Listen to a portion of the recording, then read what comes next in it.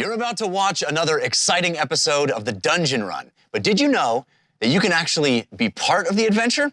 Tune in live on Wednesday nights at 6 p.m. Pacific time, and you can make your voice heard and help determine the fate of our adventurers. Hope to see you there. Hello, everyone, and welcome to the Dungeon Runs Lest We Forget. I'm Rachel Seeley. I am your DM/news anchor tonight. And I'm once again joined by these amazing players who are desperately trying to piece together a puzzle of their own memories from the past. Ooh. But before we jump right on into it, Morgan has some announcements to make. Morgan? We've got a new sponsor this week. And we're so excited because it's created by friends of ours. It's Sync, the ultimate pirate and tattoo supplement book for 5th edition D&D. It's live now when you're watching this on Kickstarter. Created by the amazing trio of our friends Johnny Stanton, Sam Rusk, and Rick Esquives. And in partnership with the amazing Hit Point Press, Sync is a 200-plus page supplement book filled with new mechanics and illustrations rendered in stunning pop traditional tattoo art by tattoo artist Sam Rusk. We're going to be sharing more of the incredible details about this book in the coming weeks, but go to synkrpg.com right now to check it out and back the Kickstarter to make sure you don't miss out on the action. Sam and Johnny have put together some really incredible stuff. If you like pirates or if you like tattoos or all of it, get a load of it. It's going to be amazing. We're also sponsored by Eldritch Foundry, as we mention every week. Beautifully detailed minis like you've seen on this show and other places. Infinitely customizable, and soon, as we've mentioned, you'll be able to print them in full color. Go to eldritch-foundry.com and use our discount code TheDungeonRun at checkout to get 20% off. And we're also sponsored by Die Hard Dice, the coolest dice and tabletop accessories for all your games and the best customer service. Check it out at dieharddice.com, and don't forget to use our coupon code DungeonRun at checkout for a discount on us. Woo! We are made possible by Patreon, though. Bless you, patrons. Go to patreon.com/thedungeonrun for all the incredible bonus content. For just $5 a month, you get access to behind-the-scenes content, early access to episodes, just like we did for the premiere of this very miniseries, and Short Rest, which we do immediately after we do these episodes. It's so much fun. At higher levels, you get free interactivity, a spot in our Patreon exclusive D&D game run by me, and so much more cool stuff. But we have new patrons this week, just like we do every week, which we're really thankful for. Welcome new patrons, Caleb Richardson and Jonathan Mouchette. Welcome to Caleb and Jonathan. There's so much more fun to be had. Get on over to patreon.com/thedungeonrun. Back to the anchor, Rachel. Hello, welcome back. I missed you. So as you know, or if you're new here, hello, we are an interactive show where you have the chance to affect our story in unique and surprising ways. Use our custom Twitch extension or the link that you can find in our About section of our Twitch page. You can also just go to the streamelements.com/thedungeonrun/tip. It's a mouthful, but you get it. You get it.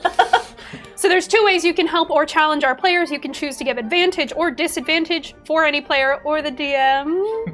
Give me some more advantages that I can collect. She has a lot, guys. Still quite a lot. No. No. What if no? Or for this particular mini-series, we are using a new system called the Forces of Time. And all of our usual glimpses or bursts will go towards the next force of time, and when a new level is reached, the sands in the hourglass will move in unexpected ways, and a new card will be unlocked. These cards are guaranteed to affect the game in surprising ways, and they do get stronger as we go, and boy howdy, do we have some for tonight. I cannot wait to tell you guys. The bursts have been rolling in. The bursts have been rolling in, and I am so excited to read off my little table that I've created. Tonight, we do not have Sean with us. We have friend Alex. So, thank you, Alex. Thank you, Alex. Get well, Sean. We love you. In the meantime, hit it, Alex.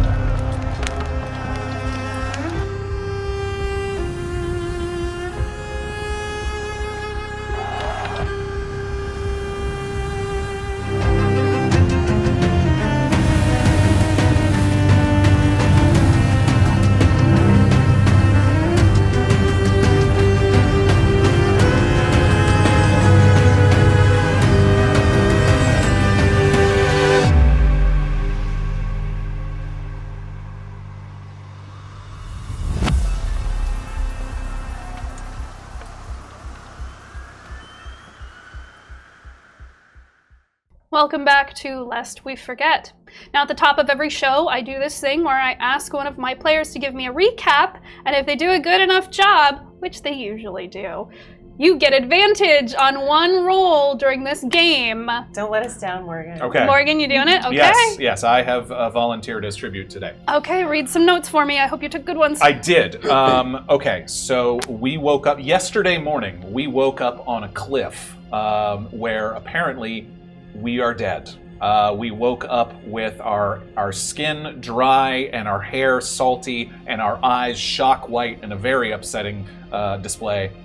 We woke up remembering nothing besides each other and a sensation of falling and something else, but there was a city above us and the waves below us.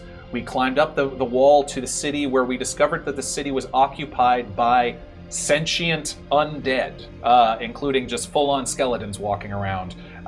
And we were informed that this city, a massive travesty happened in this city 400 years ago, and apparently we've been dead that entire time. But we only just woke up now, whereas the rest of the undead here seems to have just been living their lives, though they don't need to eat or sleep or breathe, do any of that stuff. So we were shown by Azira, who's a lovely tiefling, also dead woman, to the center of the city where there is a large portal, seemingly, to perhaps nowhere or whatever it is. It is giving off the essence of all types of magic, but it seems that if you get close to it, you will be extinguished completely. Nothing survives getting close to it. We got our stuff at a storage unit. We found a bar that we used to frequent called the Whiskey Barrel. And most importantly, we discovered that there was a fifth member of us. And we have been trying to unravel who that fifth member is. We found a trunk of their things, which included a silhouette. We think of them. That silhouette has since said things to us, including "Find me, please," I think was what it said. Mm-hmm. Yes. We set out to try to find them and we set out to a fortune teller in a nearby town looking for some direction. This fortune teller told us a lot, mostly about seemingly our relations to this mysterious fifth member and who they were to us. We found out that we took them in when they were much younger, and that some of us had a mentor-mentee relationship, some of us potentially had a more romantic or what have you type of closer relationship in that regard, but all of us seem to feel responsible for them, and they seem to be at the center of whatever the heck is going on. Then, once we left the fortune teller, we cast Speak with the Dead on one of the surrounding skeletons and discovered a massive memory that we all shared where we helped the mayor of this town, helped in question mark, because the mayor's daughter seemed to be afflicted with the corruption of this black ooze that seemed to have caused her death, and then afterwards caused the death of her father, the mayor, or he was sickly. And we escorted him back to the mine to put him out of his misery in a very heart-wrenching scene. Because there was really nothing else to be done, seemingly. We escorted him through town while he was invisible, so that the rest of the townspeople did not see him and kept their distance. It was revealed to us after all of that our mysterious fifth member seemed to take a locket belonging to the daughter on their way out. The locket seemed to also have this mysterious black substance on it, which, by the way, I forgot, possibly is connected to a school, to a literal magic academy that the daughter went to on an island to the east. Mm-hmm. Yes. And she perhaps brought it back with her, but that is a hunch. That was not confirmed. Do you remember what the place was called where she went to school? The city? Did we hear that? Was I'm it not sure did. we did. It was not Sunfall. It was Okay. named after a god. Was it mages? Yes. Oh. Oh, it was the city Magus. of Magus. Oh, yes. Yeah. Okay, got it. Which makes sense because we were from the city of Mechus. It's the city of Magus and Mechus. That's it, I think. Yeah, you did a very good job. Yay! Thank you. Set That's aside. all the time we have. That's it. It helps that I No. also have been editing the episodes. When I say editing, just cutting off the time. So, two things. One, set aside your D20. Make sure you remember to use it because it is only good for this episode. I will. Also, one notable exception to your recap. Yes. The portrait is only talking to Zoe. Copy that. Oh. It does seem you to are have a the connection only to you. one. I knew one of the things that was said was just to me. I didn't realize that. Everything it Okay. says is always ever to you. And I did try locate creature by using the silhouette, and it did not work. Felt like it was stopped. Mhm. Yeah. Nice recap. Thanks. Well done. Helps to be editing. So, when we last left off, this skeleton that you had gone to talk to as soon as the spell Speak with the Dead had dropped, its hand had opened and a small shard of obsidian of had course. fallen out. Mm-hmm. And touching it, shattered it, causing this memory to reappear in your minds very viscerally. You lived through it. This memory of questionably helping the mayor. And it is a very hard circumstance. What do you do when your back is up against the wall and time is running out? Who are you in that moment when things are hard and you have to make a hard choice? It's something that unfortunately a lot of adventurers have to deal with, especially high-level adventurers. As you become more powerful, more people depend on you. Your choices always matter. And you always do the best you can, which is why you are well-renowned as adventurers. You are standing out in the open in this small town, decimated from age and wear, and you've just experienced this memory. What do you do?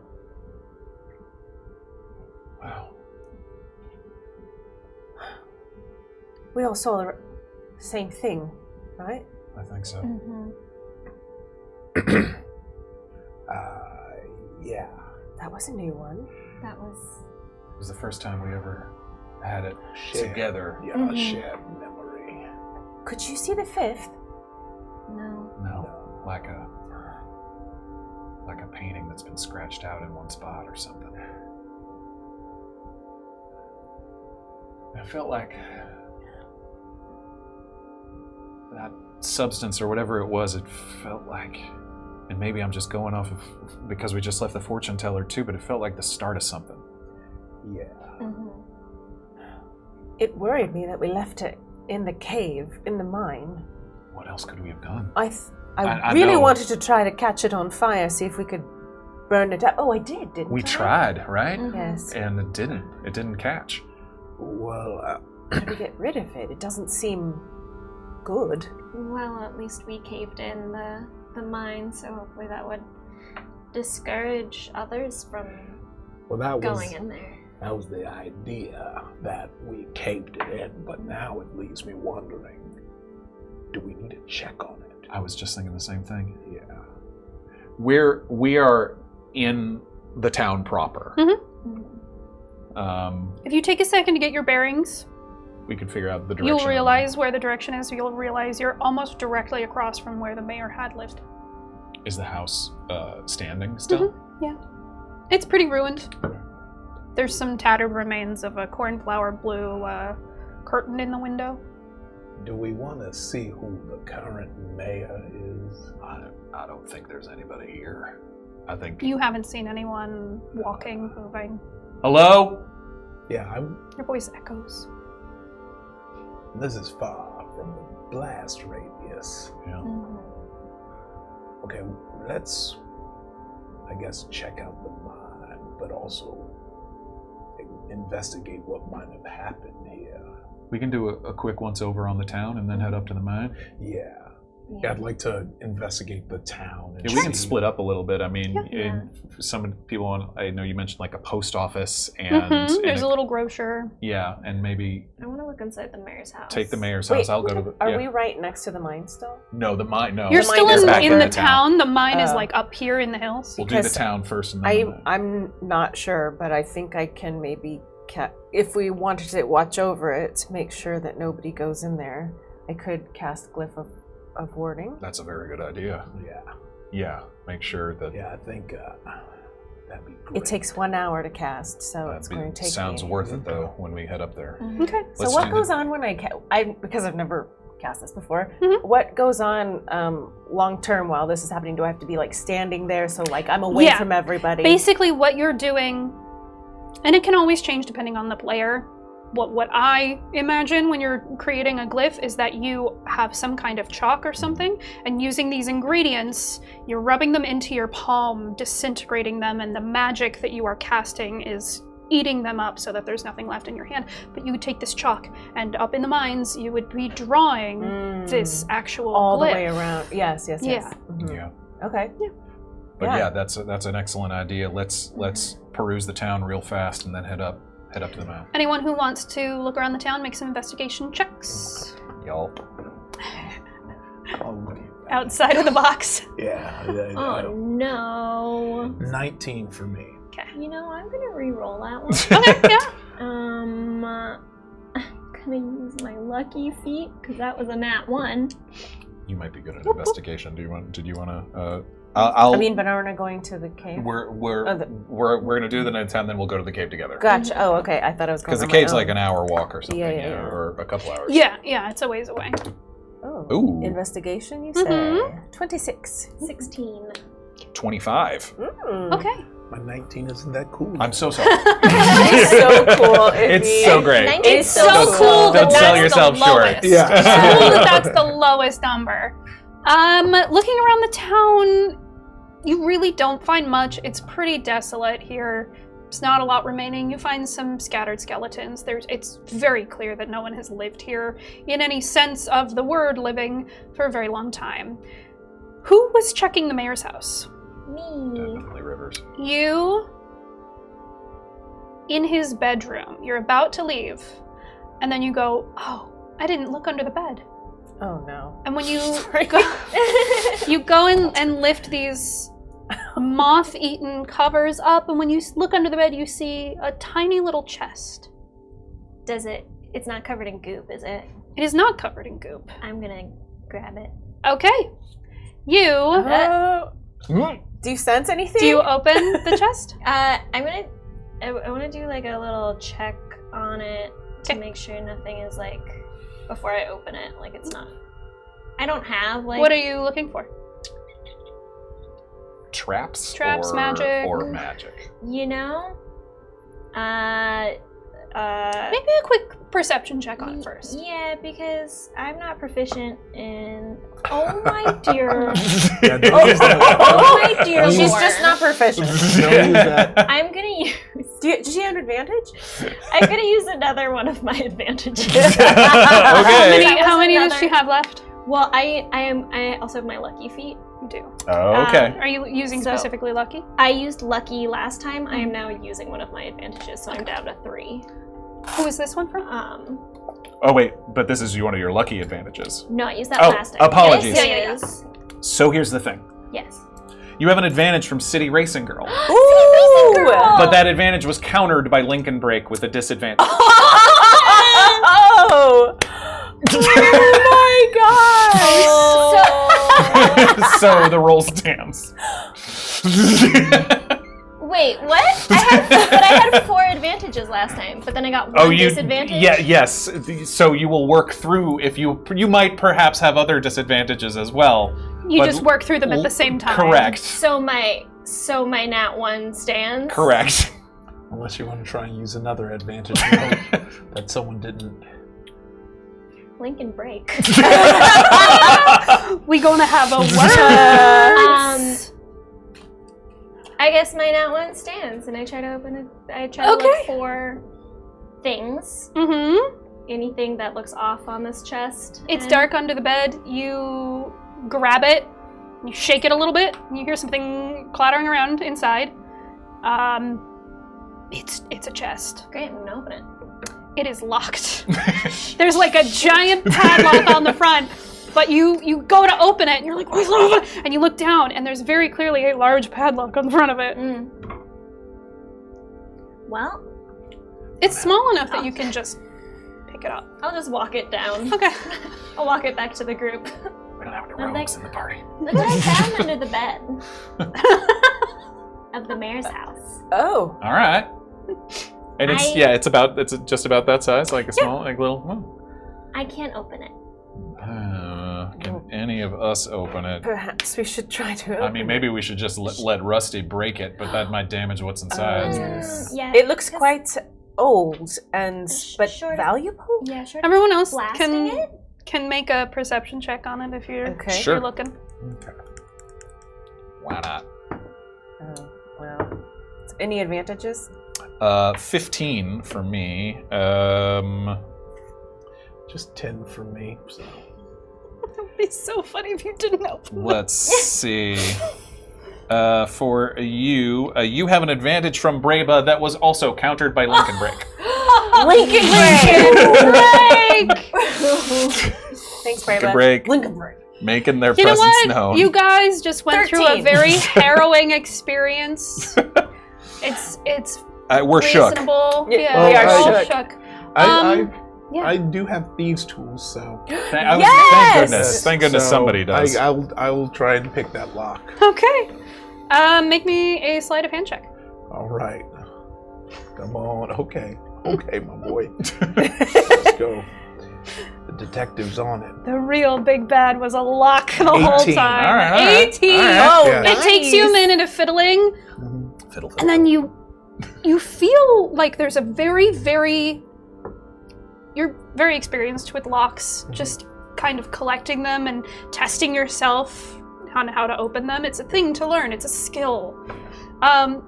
You feel as you turn one of your picks, it triggers something and a very weak spell breaks. Weak because of age, because it is 400 years old. Yes.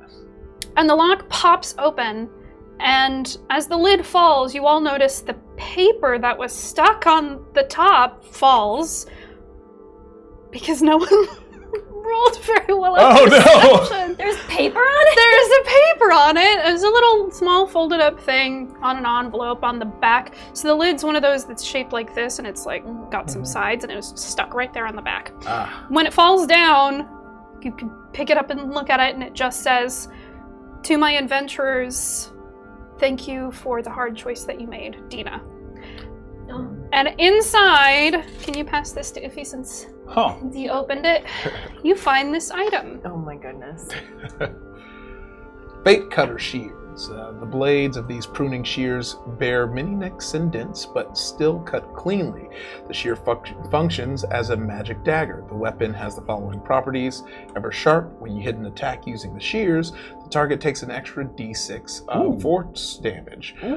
Sever threads. When you hit a creature with the shears, you can cut that creature's fate until the target finishes a long rest. Attack rolls against it score a critical hit on a roll of 19 or 20 on the d20. Once this property is used, it can't be used again until the next dawn. Proficiency with a dagger allows you to add proficiency bonus with attack rolls for any attack you might make. Wow. So it basically functions as a magic dagger. Yes. They're pruning shears. By the way, this is the tiniest writing ever. I didn't print it. It's so teensy. Okay. It's beautiful. Y'all got good eyes. All right. Yeah. was We, saying- we Yes, all have good we're all enough eyes great. because We've all, of we've it. all amazing got great eyes. eyes. Uh-huh. Super I'm definitely not incredibly blind. Definitely can read up real close. All right. These shears are, even before you have to attune to them, take a second with them, you can tell they are a pretty powerful item, which is so surprising because they belonged to this random young woman in a very small town. We had our suspicions about her. You did, particularly. You wondered if there was perhaps just a coincidence that the old mayor gets knocked off means he got a new mayor, which she steps up. Do we want to go look at Dina's house? You can try. Yeah, I feel No, like we're at this not- point. What do we it's expect pretty to important. see? She already had a sin. I mean, Dina's house might have become the mayor's. Or That's the mayor's true. house might have become Dina's house. This Is what I'm chest saying. was in the mayor's house. And there was a note from From her Dina. in the mayor's house. So She was expecting this. Weird. Very weird. It again makes me feel like That she's a bad person? no, not necessarily. I mean, I keep coming back to the question why, right? Why us? Why now? is that it seems our connection to number 5 seems to be the obvious answer as to why us, right? Yes. But is it because they're the evil, the bad at the center of it, or are they asking for our help? Listen, we're not always very good with perception, but we're quite adept at investigation. Yes. So I think we should keep We gotta keep that. sort of spying around, you know? Just Well, I turn mean- over every rock and see what we can find out, and let's not slow ourselves down too much. And that fortune teller gave us some pretty clear signposts on a road map to go to. So I mean, I think if this is what we got to do, got to keep piecing together the puzzle. And we can keep asking ourselves why as Yeah. we go, but I think we should just go. Yeah. Okay, well let's head towards the mine and stop by Dina's house, and just in case we're wrong. But I think maybe Dina moved into the mayor's house. But I think she did. But we Wait. can also look in her old house. Weren't Yeah. you just there? I was at the mayor's house. And no sign of new furniture or... Well, the chest that had a note from Dina on it. That's true, but you didn't see any of Dina's things, her children, that's things? No, it looks like everything was actually kept pretty much the way the mayor had. All right. There was just a lot less corruption this time. right. Nicer curtains this Thank time. goodness. Oh, then she possibly did move in. She had quite lovely, lovely design in her own home, so... We can take Great a little taste. peek at her old house first. Okay, Yeah, why let's not? go. Okay. Yeah. You head into her old house, and it looks like it's been updated a little bit since the time you remember being there. Looks like it's a new person's touch. And you see at the table in the front room, still a small, modest house, at the table, slumped over, is a skeleton. Something that has been there for a very long time. Do you want to talk to it? Wait, and I'm sorry, when was the last time we were here? It was in your memory. This was 400 Oh, in years the ago. 400 memory. years ago. Wait, I Yeah. thought we had visited Dina.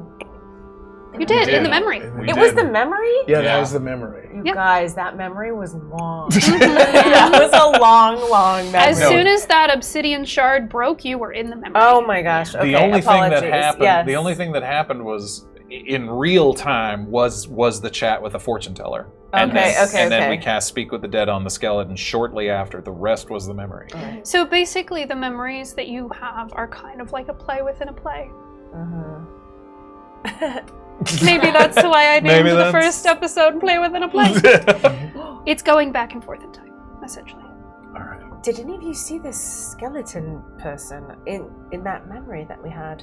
Did you see I it? think everyone was alive in the memory. Yeah. They were alive, okay. Yeah. I mean, until they weren't. But. Or we can try a quick Speak with the Dead. I mean, Yeah. I don't know what we ask, but yeah. Yeah, I feel like that's going to give us some information. How much, I mean, all the memories we've been getting, besides the one where we're children, we really don't know what the actual timeline is. Mhm. So, We could ask. You do remember in that memory that you had, your hands had looked younger and your companions had looked younger. Yeah. Hard to pinpoint exactly how much younger, but Like we said, it kind of felt like the beginning of something. yeah, Like we were still together for a while after that. definitely. Okay. Should we have a look around in here? Yeah, I mean, I think the skeleton is really the only thing of. You said it looks of slightly note, updated. yeah. Yeah. Everything else just covered in dust. There's long rotten fruit that's just like flat, like fruit leather, basically, in a bowl on the table. Nothing in here has been touched in 400 years. Okay. Got it. Well, we could ask who they are. Yeah. What happened? All right, let's have a chat, shall we? Yeah. Yeah. All right, and our previous forces of time said we can cast Speak with the Dead at will. Yes. And no Yes. spell slot. Yes. Sick. All right. Yeah. Then, kind of approaching, I'll like put a hand on the hand of the skeleton as it's laying on the table. Okay. It's kind of like this with its head to the side. You put a hand on it and you cast Speak with Dead. And slowly it begins to rise up, and you see that same electric purple light, very faintly glowing in its eyes, and it begins to fill its whole body until it almost becomes a spectral version of itself in this purplish light. And it sits up and it looks at you, and it takes the form of a man in his late 30s, early 40s, human. Not Dina. All right. Okay. Go on. Chat at him. My first question was going to be, are you Dina? But obviously not. Hi. What's your name? Daimyo. Daimyo. How did you die? A wave. Oof. Have you seen us before? Blasted creatures. Do we look familiar to you? Yes. We do. I was very young. Is Dina your mother? Yes. Oh, all right. What happened to Dina after she became mayor? She was a good mayor. She lived to an old age. Then she had a visitor one night, and she died after. Oh. But she has no... Is that our 5?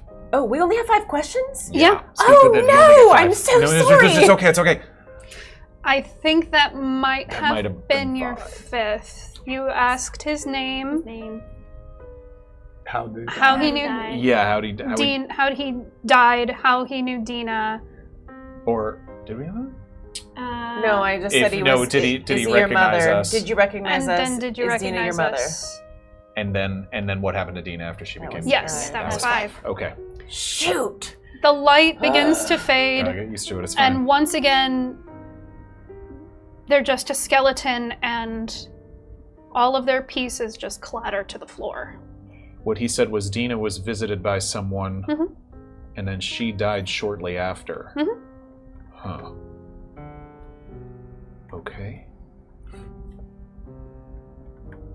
Well, this gives us a good idea of how long it was between that visit and the blast. And it also tells us that the blast did reach this far.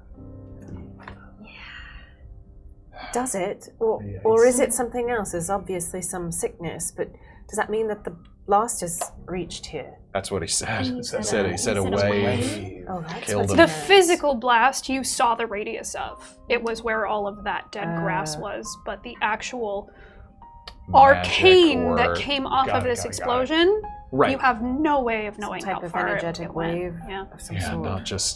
not just the force of a blast, but then yeah. Ugh. All right, let's head to the mine. Or do we need to know a little bit more about Dina and this visitor? Why isn't he walking around all the time? What do you mean? Everyone else is walking. Well, I think there's the undead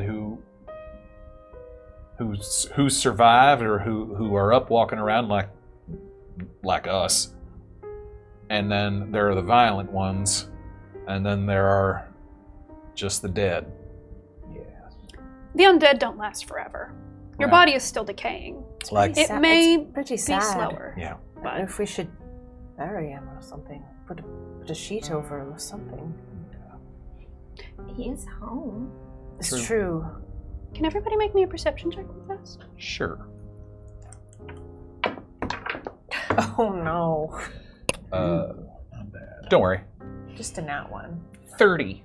At least somebody's gonna Should be perceive something. surprised. 7. My goodness. Not a nat 1 this time. A I took care of dirty that for 20 you, for babe. me. Thank you. Okay. Lucyvian and Simon, you are looking around thinking, what can we do for this guy? And on the kitchen counter, kind of tucked away behind a wooden bowl that would have held fruit or something, you It's a see... cookie jar. It's a Can we cookie give him jar. cookies? Yeah, exactly. That's where his soul Stale rests. cookies. Inside the cookie jar. No, you find a very small area like that big that would have been a home altar. And there's a tiny little figurine and these little motifs around it, little candles and things that have almost rotted away. Am I able to tell? I can't remember much. I can't even remember my own deity, but You sure can't. Make me a religion check. sure, I will guide myself. Yeah. I think I'd be better at it. I see. Okay.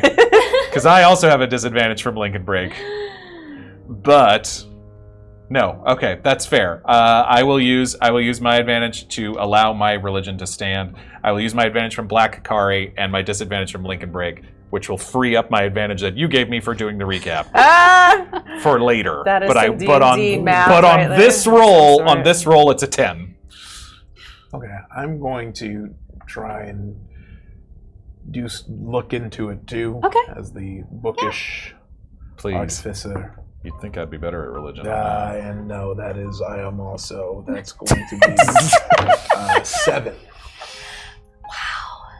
And I'm gonna just ask anyway. Do I have an advantage?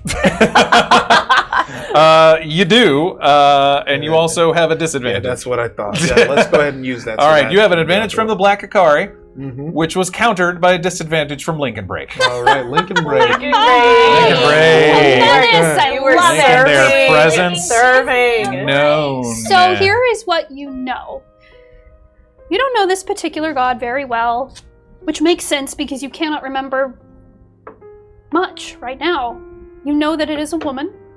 Okay. She's wearing a long black veil. The whole statue, it's about that big, very roughly hewn, is made of like a soft black stone, not obsidian. Right. Something much softer than that. And that's all you really know. That's what's on this. How big, that's what's how on this big is thing. it? It's like that big. I'm going to put it in my bag. You put it in your bag? Okay. I might have somebody who knows something. All right, you It's like take this idol. It's like a goddess of death or something. Yes, yeah. You know, I can't quite seem to remember who this is, but I mean, kind of a we gotta- foreboding little altar for what seems to be, by all accounts, a nice family home. But you Yeah. never know, right? yeah, well, we got to make our way to Sunfall anyway. Yeah, let's do the mine first, and let's put a glyph there if it's undisturbed, and make sure no one else. That sounds like a All good right. plan. Fingers crossed. Very uneventful walk up to the mine. It's very brisk. Up there, it's very obvious that no one has touched this mine. It ran dry very long ago. There's very little reason for anyone to be up here. So it has remained caved in Okay. and locked securely away. Okay. So the way we had left it before is we put the boards back up. Is that what we did? And There then was a caved it in. like And we yeah, And then we cast caved it shatter in. to cast cave shatter, it in. and Yeah. it was Okay. it's just like a wall of rubble. Is this just overkill to put a glyph of warding on it? Maybe not. Give me 10 minutes. All right. I'm going to start ritual casting Detect Magic, because if that corruption has spread and is like elsewhere, that's what I'm worried about. If it's still concentrated in the mine, great, then let's do the glyph. But if it's everywhere, the glyph won't be worth anything. Sure.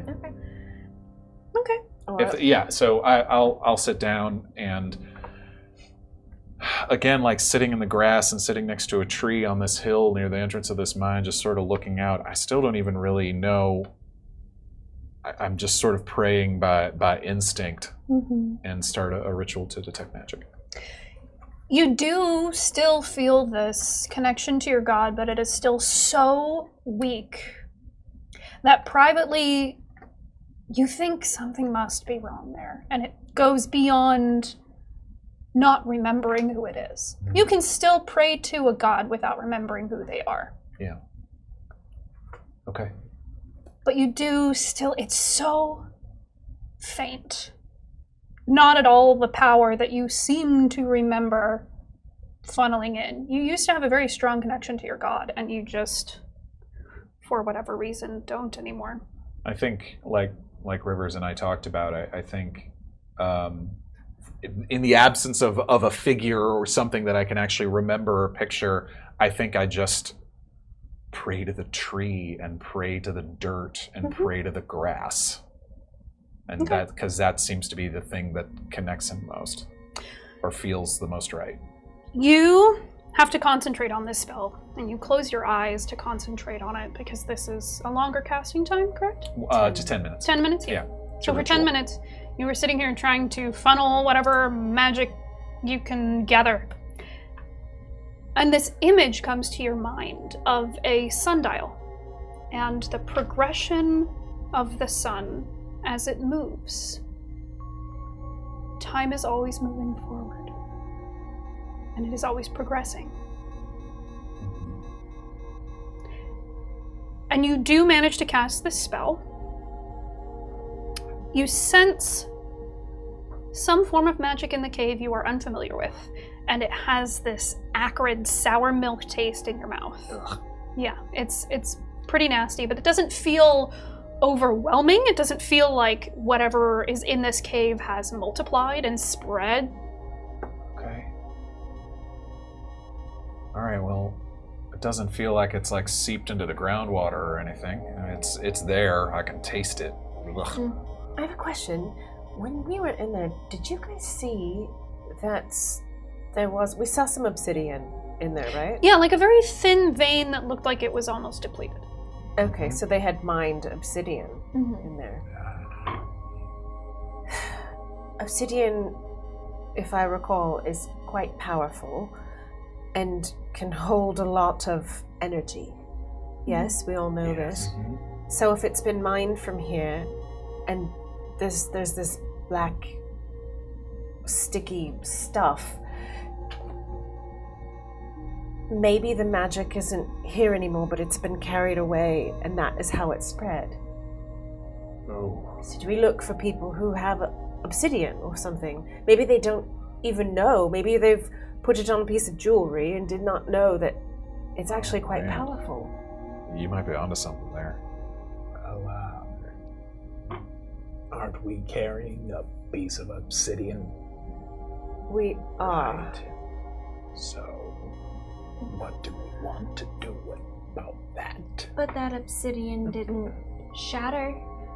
Right. I think it needs to be. Yet. It's a conduit of sorts. Where did we find the first piece? I'm sorry, because there was a second one which fell out of the hand of the skeleton. In the chest. It was in the chest. In That's the what I chest, thought. Disguised as a cheap gem. I don't love that it was. That's right. Of course. How could I forget?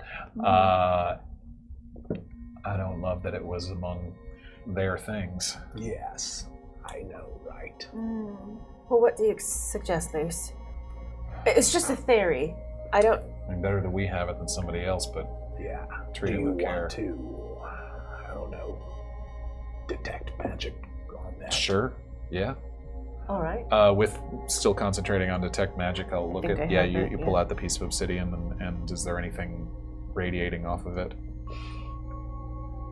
Yes, there is. Is it the same acrid taste that I? Okay. You do know that any obsidian that had been in here was so small it would not have been mined. It was not worth mining. So since the corruption, there has been no mining Okay. in here. So any Okay. potentially corrupted obsidian has not left this cave. That's right. Okay. And Oh, okay. So the 'Cause corruption happened after. Yeah, my- you oh, remember okay. in your memory when you had gone in there, the Okay. vein was already like pretty much depleted. I gotcha. Yeah. So, Abandoned mine. right. maybe it's a component of whatever summons this Okay. darkness. Well, I mean, I don't think your glyph is a bad idea, but plus I'm going to attune to these shears, so I can It's going just to do take you that. some time. Yes, well, How much time do you need? I don't know, how much time do I need? It should say on it. Let's say only an hour normally for attunement. Typical attunement would be an hour. There are some things that are like, you need to attune to, Yeah, it for says 24 hours. It just or- says requires attunement. Okay. Um, Yeah, an hour. Okay. Do you two want How late to? in the day is it getting right now? It's hard to tell because it is so overcast. It's like 5 or 6. It's about to start getting dark. Do you want to decide where we might stay tonight? Yeah, maybe you gather want some to, food and you want or to start. something? You want to start ritual Yes. casting or casting will. your thing, and then Rivers. And I mean, yeah, you and I can. Yeah. Okay, so Riverside next to Sunfall. It does sound like Sunfall's pretty close. It is. So we could still make it to Sunfall tonight, maybe. All right. Especially with Bucephalus. Right. Yes. There was that mention Goes of faster. a cult that we stopped. That was the Hierophant card that she pulled, or they pulled. Yeah. That was in Sunfall? Yeah. Great. Which level glyph of warding should I cast? I mean, 3's It's probably it's plenty. naturally 3, right? Okay. I mean, Glyph of Warding does it just goes up 5d8 Well, that's not- is more than enough to Okay, kill great. Okay, I'll do third any level. normal person. Great. I mean, it looks like no one has been up here for a very long time, and there's really not a whole lot of reason people, even stupid young adventurers, would be able to break their way into this abandoned mine. Okay. What if they really want to make out? There are better places, Are there? but, you know, young teenagers can be There kind of are- stupid. Do you want to kill those kids with a Glyph Undead of Warding? people. Just like, no, I'm going to play like a sex ed video. Glyph of Warding. Where they Warding and be illusion safe appears. of Zoe going, I hope you're being safe. Wrap it up. Wrap it up. Only second base, young man. Is there full consent here? Okay, great. Did you guys see that weird ghost up in the hills, too? It's like the weirdest episode of Scooby-Doo. This is kind of weird. Like, yeah, Scooby-Doo. Legend is there was an old wizard. Okay, cool. So do you want to cast it or not? Yes, I'm going to cast it. Okay, cool. Just So might as fine. well. Yeah, you draw this glyph, and as soon as you finish it, it's a rather intricate thing. As soon as you complete the circle after doing everything inside of it, it pops off in a beam of color. A colorful light projects from it, and then it slowly begins to fade. And you know that means that the glyph is set and it's ready. Okay. Good to go? Did you attune? Yes. Tune with the shears. That hour went by so quickly. I know. I loved it. So great. Simon, did you keep the obsidian shard? I think I must have. Okay, would you roll a perception Wait, check the for me? from The jewelry? one that fell out of the.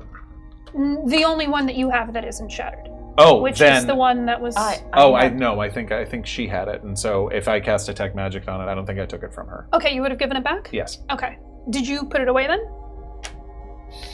It's a loaded question. Why? Nope, just answer the question. I'm not gonna tell you until you tell me! I'm going to say that I didn't realize I was still holding it in my hand as I was Fair. casting. It's odd because obsidian is very good at amplifying things as well, so you feel a little burst to your magic. And in fact, it takes you just like 10-ish minutes less time to cast this than before. Sick. But you know that's not a constant, what's the word Like I'm it can be looking for? drained. Boost. It's It can be finite? drained, yeah, it is finite. While you are holding this in your hand and you're casting this spell, can you make a perception check for me? I mean, I can. Who's to say it'll do anything? Oh boy. Any advantage? No. 16. 16. For you anyway. No, but yeah, anyway.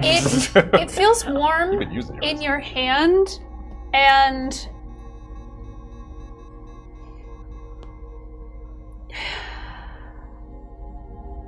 you feel faintly, almost as if something is rhythmically knocking inside of it. Whoa. Creepy. Oh my goodness. What's happening? It's almost like a heartbeat. Here, can touch this. Can you guys touch this? I put my ear Do you to it. hear or feel anything from it? I'm getting like a boom boom. Boom boom. Yeah, you'll hear it. Oh, I hear it. Yeah, you feel it too. So I can hear and feel it.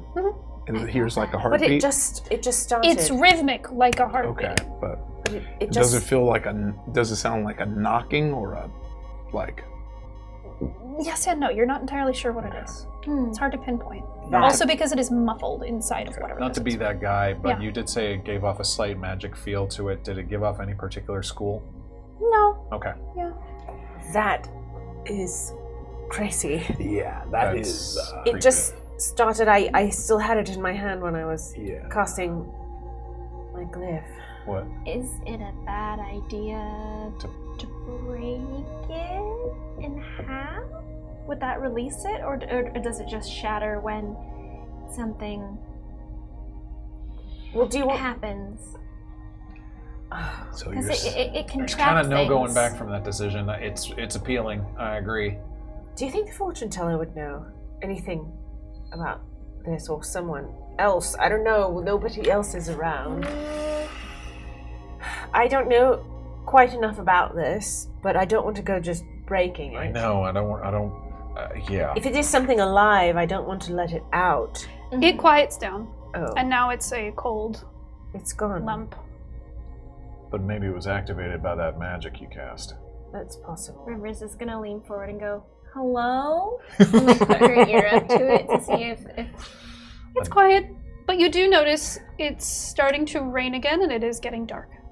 okay, We we need to should get get to him. Sunfall. Yeah, let's Yeah. Let's get back in We can say. Can we say we brought Bucephalus in the cart back up with us Sure. to the mine? And then, When you yeah. had gone to get Bucephalus in the cart, you noticed that the purple tent is gone. Whoa. Fast Guess there's no traveler. asking the fortune teller. Well, he did say that was the last time we would see him. So They did say that, didn't Yeah, Good and memory. he would know. they? They are. They would know. They're the fortune teller. They would know. All right, Weird. shall we? Yeah. yeah. I just feel like So are as we we in? go. Are we in the carriage? yeah, Yes, yes. yeah. In the carriage moving. Come on, yeah. Bucky. Ha. You notice that every time you're not actually interacting with Bucephalus, just kind of like disassociates and doesn't move until you come and interact with him, and he goes, "Oh, right, I'm here." Like an NPC. Yeah, very Yeah. much. Yeah. Probably weird to like. It is a weird idol. Brush a skeleton horse, Yeah. but I still do my He best. likes to, it. Yeah. And a little xylophone. Yeah, he, after a decent little brush, he's got a little pep in his step, and he Good moves boy. just a little bit faster. All right. So you are now all in your carriage, moving towards Sunfall. What were you going to say? I mean, I just feel like there's again this, either for good or bad, this feeling like something is watching. Yeah. It feels like, Something's interested in the progress that we make. yeah, I can't tell if it's with us or if it's watching from afar. Right. When he says that, his eyes doesn't move from wherever we left the obsidian. And, It doesn't. What? Sorry. well, basically, when he says, like, I can't tell if it's with us or from afar, he's just kind of staring at wherever we last took. Where did we put the obsidian? It's I guess still in my hand. Yeah. Then Yeah, it's yeah. still Hold on You're to it. just I'm still Okay. just like, I don't know. I suppose we should put it away. Yes, the current theory is that if you hold it while using magic, it activates. I don't have anything It can help something, that. but All right, I shall tuck it away for now. it might be I best. put it in I wrap it in a piece of cloth and I put it away. Okay. It still has some of the residue of the block of honey that you stuck it into, the beeswax. Oh yeah. Forgot. Oh yeah, I stuck Forgot it in that. that beeswax. You stuck it in the beeswax. None of your Sure beeswax. did. Yeah. Okay. It takes about 2 hours to get to Sunfall with Bucephalus moving at a pretty good clip. And it is fully dark outside by the time you get there. Sunfall, even in this state of ruin, is a magnificent city. It's rather large, not the size of Mechas by any means, but it is opulent still, even in its destruction. A lot of the buildings are Art Nouveau style, very excessively flourishing, doorways and windows, and some of them still have the bottle green glass inside of them, and you can see floral designs in the panes. There's almost a gold capping on the corners of all of the buildings here. I'd like to see if this laying my eyes upon Sunfall triggers any memories. Do it. Roll me a wisdom save. I don't trust any of my dice. Do you want one of mine? I'm gonna try Some half Ify's. Okay. Yeah. Okay. That's a 19. Ooh, 19. Okay. Oh. of course. You try to remember if you have been to Sunfall before. And as the carriage is moving through the streets, the wheels are echoing against the buildings that are all pretty closely built together. You have this vague sense memory. And you all watch as Rivers, her body goes that telltale stiff. And you know she's in one of her brain hurricanes. Rivers. Memory tornado. Memory tornado. Memory Brain tornado. hurricane. Hopefully it's not a memory hurricane. We'll see. In different regions, they call it different things. Cranial tsunami. Typhoon. You begin to see slowly bright colors becoming visible, almost like you're adding color to a black and white film. All pastels, all soft and beautiful. This city was gorgeous during its time. It was very artsy. This was a place for scholars and painters and specifically people who had an affinity to nature. You have been to Sunfall before many times because there was a massive amount of druids here. It was a great place to learn. There was a druid academy. It's perhaps the most metropolitan that any druid enclave ever would have gotten. Their excess became a little too much. You see these faces passing by. You're in your carriage with all of your friends in these pastel colors moving almost jerkily like pictures of a tableau being fed through a viewfinder. And you can't see any of the faces with people passing you. But you know that you're headed somewhere, and you feel uneasy because something is about to happen that you are not looking forward to. Something dangerous. And you feel a hand grasp yours, and without even looking, you know who it is. And their name escapes you, but you turn and you look. And through the fog, very, very faintly, even though it's in this wash of watercolor, you get just an incrementally better view of his face. He's very handsome. Very, cherubic. Large brown eyes, long nose, half-elf ears, long white hair. He's polished his armor recently. It's hard to pick out specifics in his face. It's all just a blind spot, but you feel a little bit more at ease with him holding your hand. He just gives it a squeeze. Then he turns and looks at the party, makes some kind of a offhand remark, and they give him one of those looks that's like, oh, come on. And you look back up at the window, and you notice these blurry shapes just standing still in the street, watching you as you pass. It's one of those moments where you lock eyes with someone in a crowd, and it's almost like time slows. You see these druids who are wearing just natural elements, just leathers, just wood, just flora.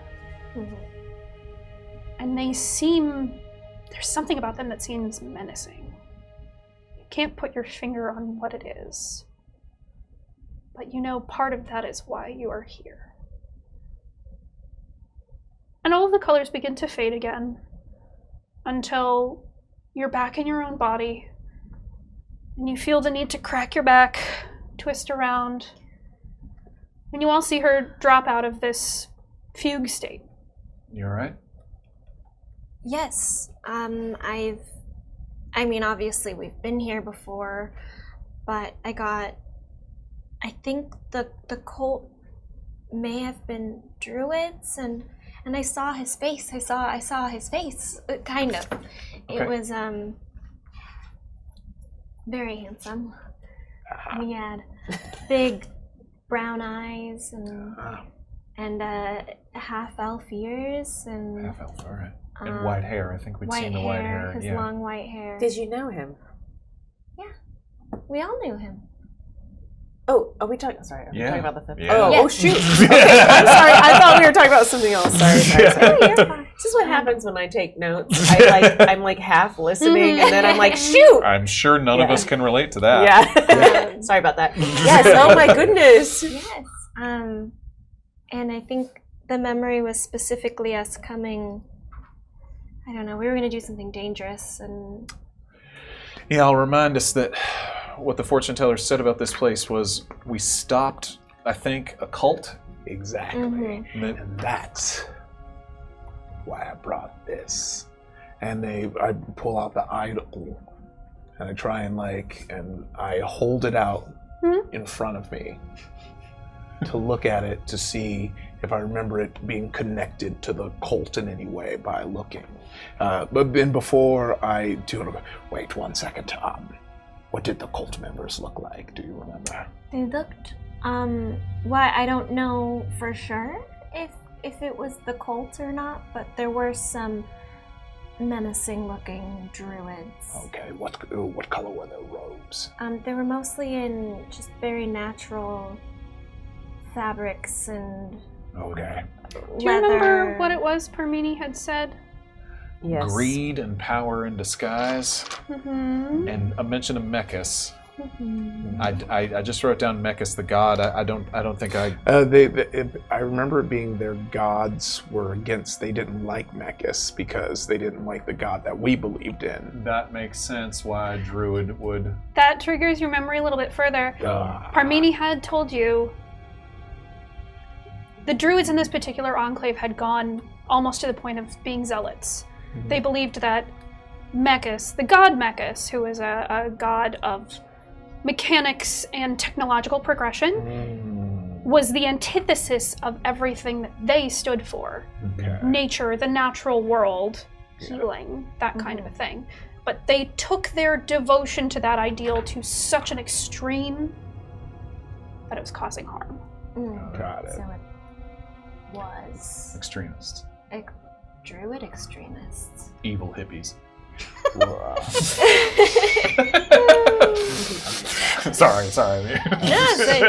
Sometimes you can go so far, Yeah. Yeah. too far. Yeah. Yes. Well, that being said, maybe there's something in your druid memory that might point us to what god they worshipped. And you might be onto something with that idol. If this is other, or at least the other gods versus Mechus. Yes. I mean, maybe I mean, none of us do, but I don't recognize that god. Maybe Me either. maybe that is the one of the gods of these people. Now that some time has passed, I'll let you do another religion check if you want. Yes, I will. I'll guide you. Here. And Can I also do a religion check? Sure, absolutely. all right. Guidance on loose. All right, gonna just try that. All right. 26. Woo! All right, well, that's gonna be better than what I did. But I'll still tell you how much I got. A lot of intelligence in this party. Yeah, 14 for me. You, Luce, you know this is a god of death, The Black Veil. but also a Yeah. goddess of life. She has the duality. Zoe, looking at her, you finally remember her name from the recesses of your brain. You had squirreled yourself away from the world for a very long time. Okay. You're a hermit. Uh-huh. You wanted to be a scholar on your own. You did not want to interact with the world at large, but you wanted to learn about it. Mm-hmm. And in your books and scrolls, you read the name Lumbra, Ha! Okay. a goddess of life and death. Oh, Lumbra. Okay. Oh, interesting. We'll talk about that later. Lumbra for the coming short up rest. against Mechas is very interesting. I will say, you didn't find her here. No, we found her back in Riverside. There's no direct evidence that she would have been fighting mechas. Okay, all You right. only Yeah, know yeah, that yeah. whatever happened here Yeah. in Sunfall were people that were against mechas. But you don't see any iconography of Lumbra here. What was Dina's son's name again? Daimyo. Daimyo. Nice name. So I didn't really look at this idol, may I? Yes, of course. I didn't really look at her very closely last time, and I believe this is Lumbra. And Goddess of life and death. yes, Okay. Yes. why would Dina have this? Well, I'm not Dim- feeling. Dimya had it. Lumbra doesn't have a connection to me as probably the god that I worship. No. Yeah. No, you don't have a connection to Lumbra, but whatever connection that you do start to feel towards this goddess, and all of you, as the name is said, start to kind of remember, it's not necessarily like a negative feeling. No. She's a pretty neutral goddess of life and death. Right. She's just a goddess of a cycle. If Right. anyone could be more neutral, it's hard to find. Yeah. All right, so It's very unlikely she would have had anything to do with what's happening here. Okay. Well, I guess it's time for us to. Also, in this town, Yeah, I was gonna say. are we there really- are there any people here, or is it? Not where you can see. No. Okay.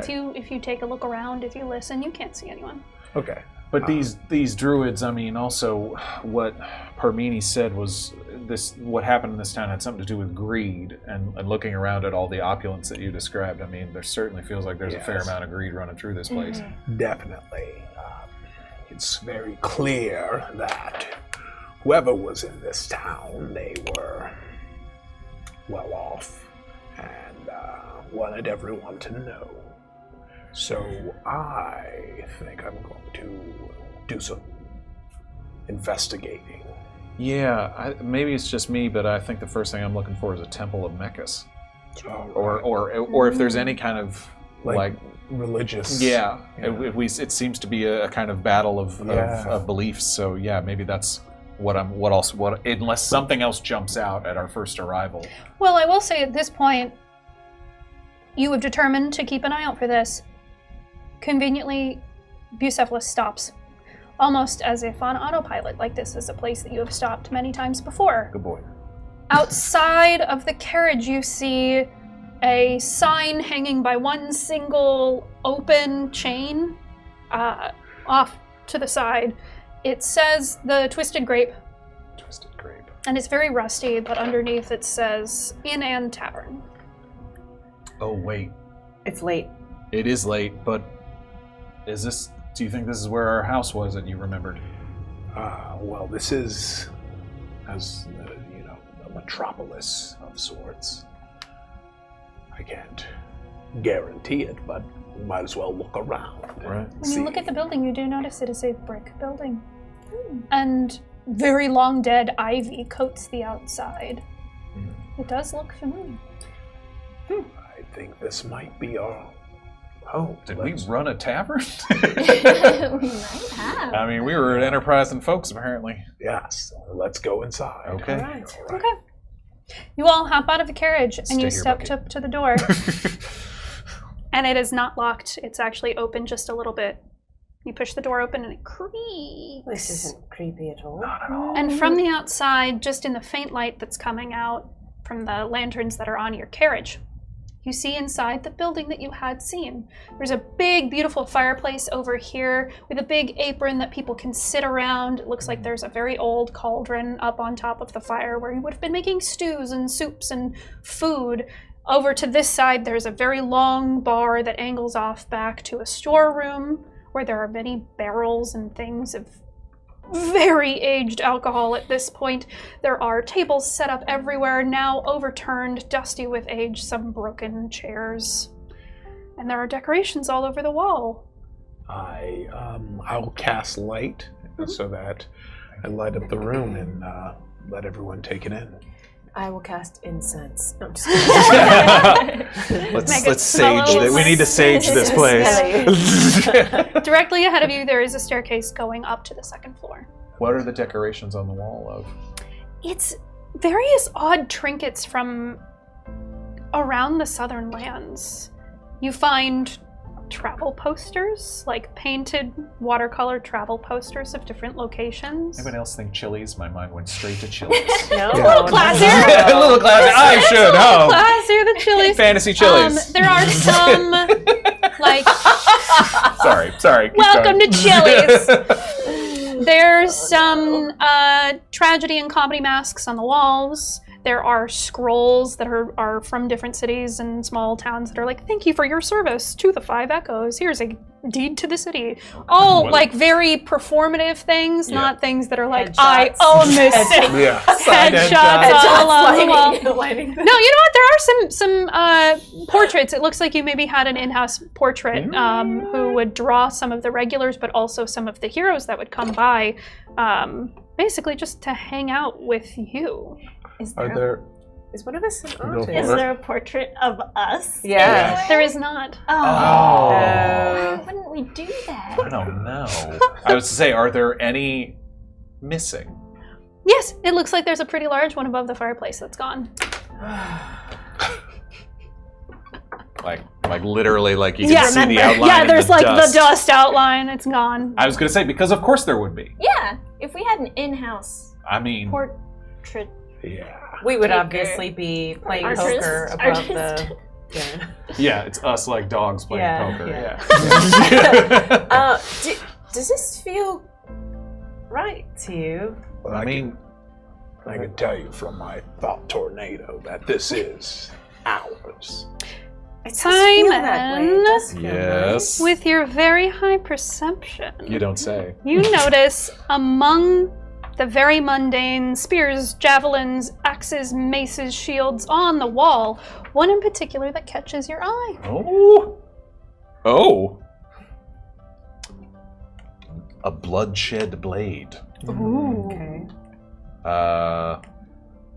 Very cool. I'll take the short sword version. It looks like it's a short sword with engraved with a blood rune. I can add my con modifier to the damage rolls of attacks made with this weapon. Ooh. And it's got some other stuff too. I'll get to later. Ooh, sick. It's good stuff. Yeah, very good. Thank you. You have this very vague recollection that comes to you unbidden, and you think now that you guys have started to push the boundaries of your memories, they are coming to you a little bit easier. You remember getting this in a dungeon, and you have this just snapshot image of all of you looking so bloodied and tired and full of like spikes from a trap, but you're all standing over this chest. You open the chest and there's a bunch of loot at the end of this dungeon that you have delved, and this is one of the items that you picked up. You guys, this is like the old guard. What's that? Have you seen the movie? By Gina Prince. Yeah. Sorry. Yeah, that's good.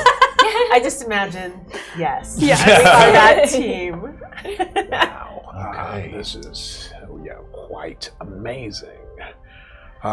This should help jog some stuff. I'm going to. You are beginning to feel like that you do need to take a long rest soon.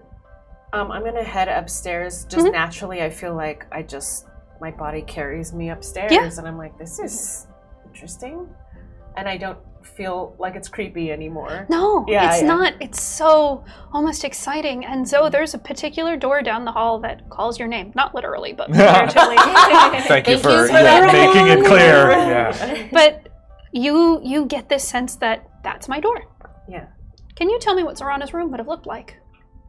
Oh my gosh. Oh boy. Wow. All of you start thinking because you have Oh your boy, own. oh boy, oh boy. It's strangely like monochromatic. So it's greens. It's all different colors of greens, which is interesting, and there's like a lushness about it at another time when it was, not 400 years ago. You notice on top of your dresser, there's a small terracotta brown pot, and inside that pot is a fully blooming, very deep purple iris that looks like it's been kept alive by magic. Whoa. It's the one live thing Oh my goodness. in this room. Jenny? I named my plant Jenny. It just comes to me. Listen, I have an iris named Jim Giancarlo after the guy who gave it to me, so I fully understand. And I it know, just like comes to Jim. me, and I go to it, and I mean, is it clear that I have cast some spell and have kept this? Okay, I have done that.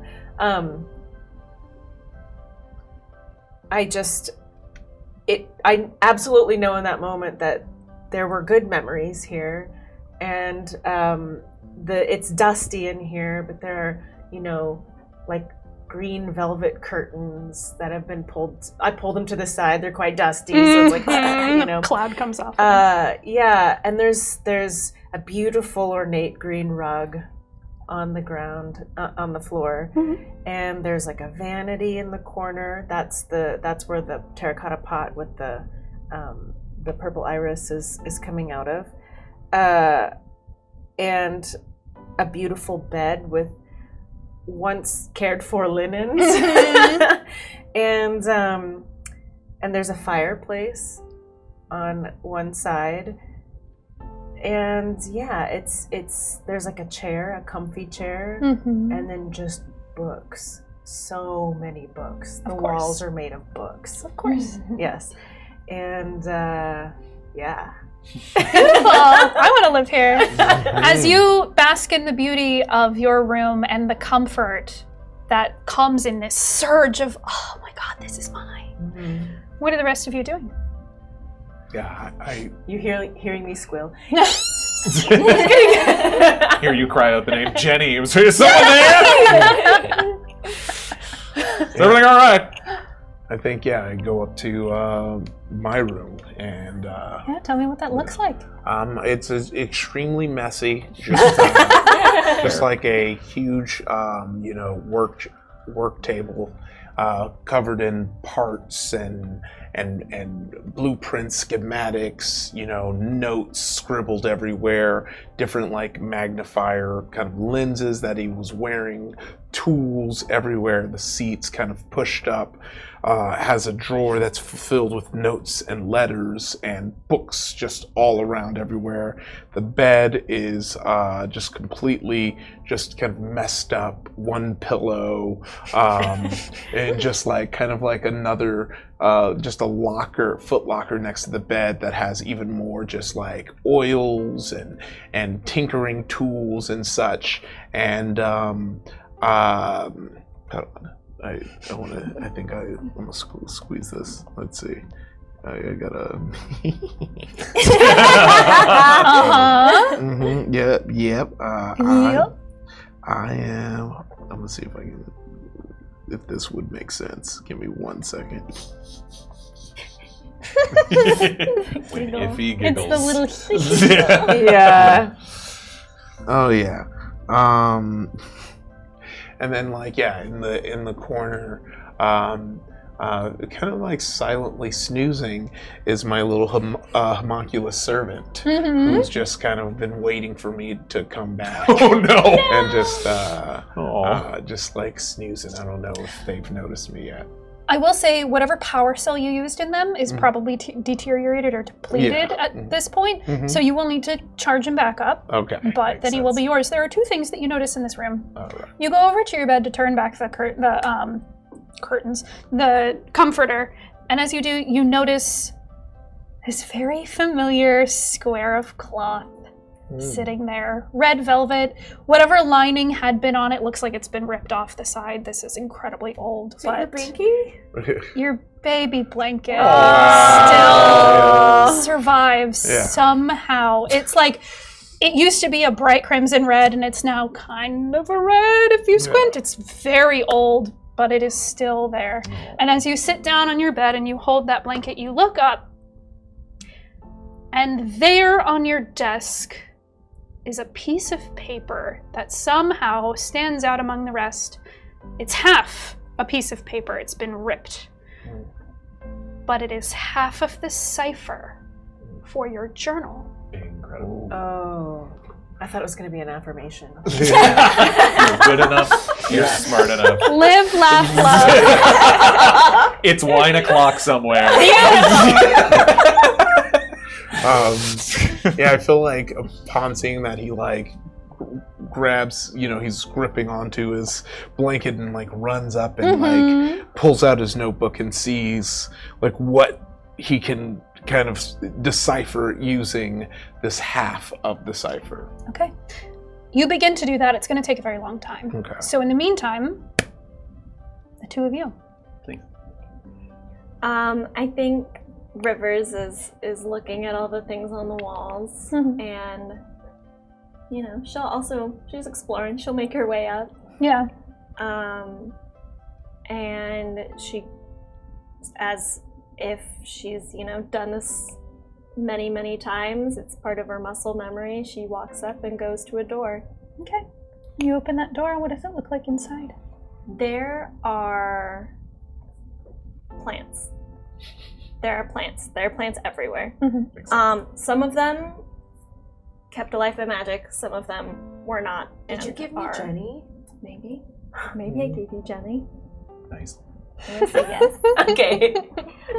Some of them are kept alive by magic. Some of them were not. So they are unfortunately brown and collapsed. And Yes. Yeah. just flopped over. Crispy. On her windowsill, there are several crystals just absolutely covered in dust. And macrame curtains over her window, of course. And in one corner, she has a hammock. But next to that hammock is also just like a stuffed mattress on the floor that has dozens of pillows on it. So many pillows. Because sometimes you don't want to crawl into a hammock. Right, Sometimes you sure. want to collapse. Mm-hmm. And in her desk drawers, she starts rummaging through them, and they're just full of all these like dried herbs and spell components. There's a whole little drawer just full of acorns. Yeah, that she every time she pick up an acorn and It's her put acorn it in drawer. It's her acorn drawer. Yeah, like you do. What else? Herbs drying from the ceiling, Mhm. and just lots of very sort of homespun fabric and things of that nature. Lots of linens. Mhm. Beautiful. Last one. Before I go up, actually, Yeah. Thinking about Bucephalus and kind of feeling like this is where we're probably going to stay the evening, and Bucephalus on the carriage outside. Now remembering what Bucephalus used to look like when we had that memory before of the gray horse and having that very clear in my mind. Yeah. I think I go out there, and as I'm kind of like trying to, pet him and let him know this, all right, I think we're not going to do anything I think we're going to be here for a few hours. I want to cast Major Image. And if you cast Major Image at 6th level or above, the spell lasts until dispelled without requiring your concentration. Okay. Can I put an illusion of Bucephalus over him so that he looks like himself? Absolutely, you can. Aww. That is what I would like to do. He's a very healthy, strong-looking horse when you put this image on him. And it's almost like your focus becomes clearer when you see him before you materializing over this skeleton, the horse that you knew, that you loved so well, that literally carried you to almost every mission you had. He looks exactly the same. He's got a little white spot just below his chin on the right side. He doesn't seem to notice that anything has happened, but now when he flicks his tail, it's an actual tail. And you hear the sounds of a That's better. Is it a Clydesdale? Totally hefty. He is hefty, but he's not a Clydesdale. Hefty boy. Yeah, he's a war horse, specifically. Yeah. Okay. That's better. The most docile war horse I think has ever existed. But yeah, I'll give him a pat and sort of, now you look a bit more like yourself. He's happy for it. And as you turn to go back inside, you notice that the Steel Defender is just standing by the doorway. He can't fit in. Oh. He's a little too tall. Yeah. But he looks accustomed to just like waiting outside for the party. He's our bouncer. Yeah, That's he right. is There your you go. bouncer for sure. Yeah, I'll say like Quite literally. guard the door, I guess. Yeah. But my room, I think there's a lot going on there, but I think there's a lot of blues and kind of like sandy, like lighter stained wood, almost like a slight nautical theme to it a little bit. I think there is a small would-be shrine on a desk that is like, I'm picturing a piece of driftwood with a flower growing out of it.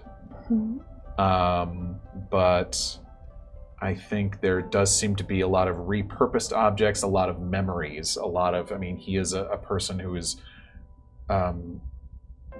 values all the relationships that he's made and not just these friends, but also all the places. So there's probably a lot of knickknacks and curios from everywhere we've been. So it's probably a very random room, but a lot of probably like a few landscapes of the sea and things of that nature on the walls. And randomly, there's a disco ball and a murder ball. That's right. Yeah, that's right. And a red string. A little conspiracy board. No, that's Morgan's room. Yeah. Just kidding. Looking at this shrine, what you've created is almost, I can't remember the name, but it's a mobile piece of art that there are these shows in a Scandinavian country that I can't think of, where they create Finland. These mobile art pieces that wander the beach. Yes, I love those. They are Oh my almost gosh. automatons, but they are not. Whoa. They're made of natural Incredible. things, woods, Incredible. linens, fibers. And they're giant. They're Crazy. giant. They're very cool. But what you have does sound very created in your shrine kind of looks like that. Like it is something that could be set into motion. Wow. Wait, what is it? He has one of these? It's about this A big. small- It's a small- little okay. shrine, Yeah. Wow. topped with the main body of it is this driftwood piece with a flower coming out of it. A Beautiful. small blue, like little corn flower that's like that big. I love it. It looks like some kind of semi-mechanical creation. Huh. I kind of like tap it. You do.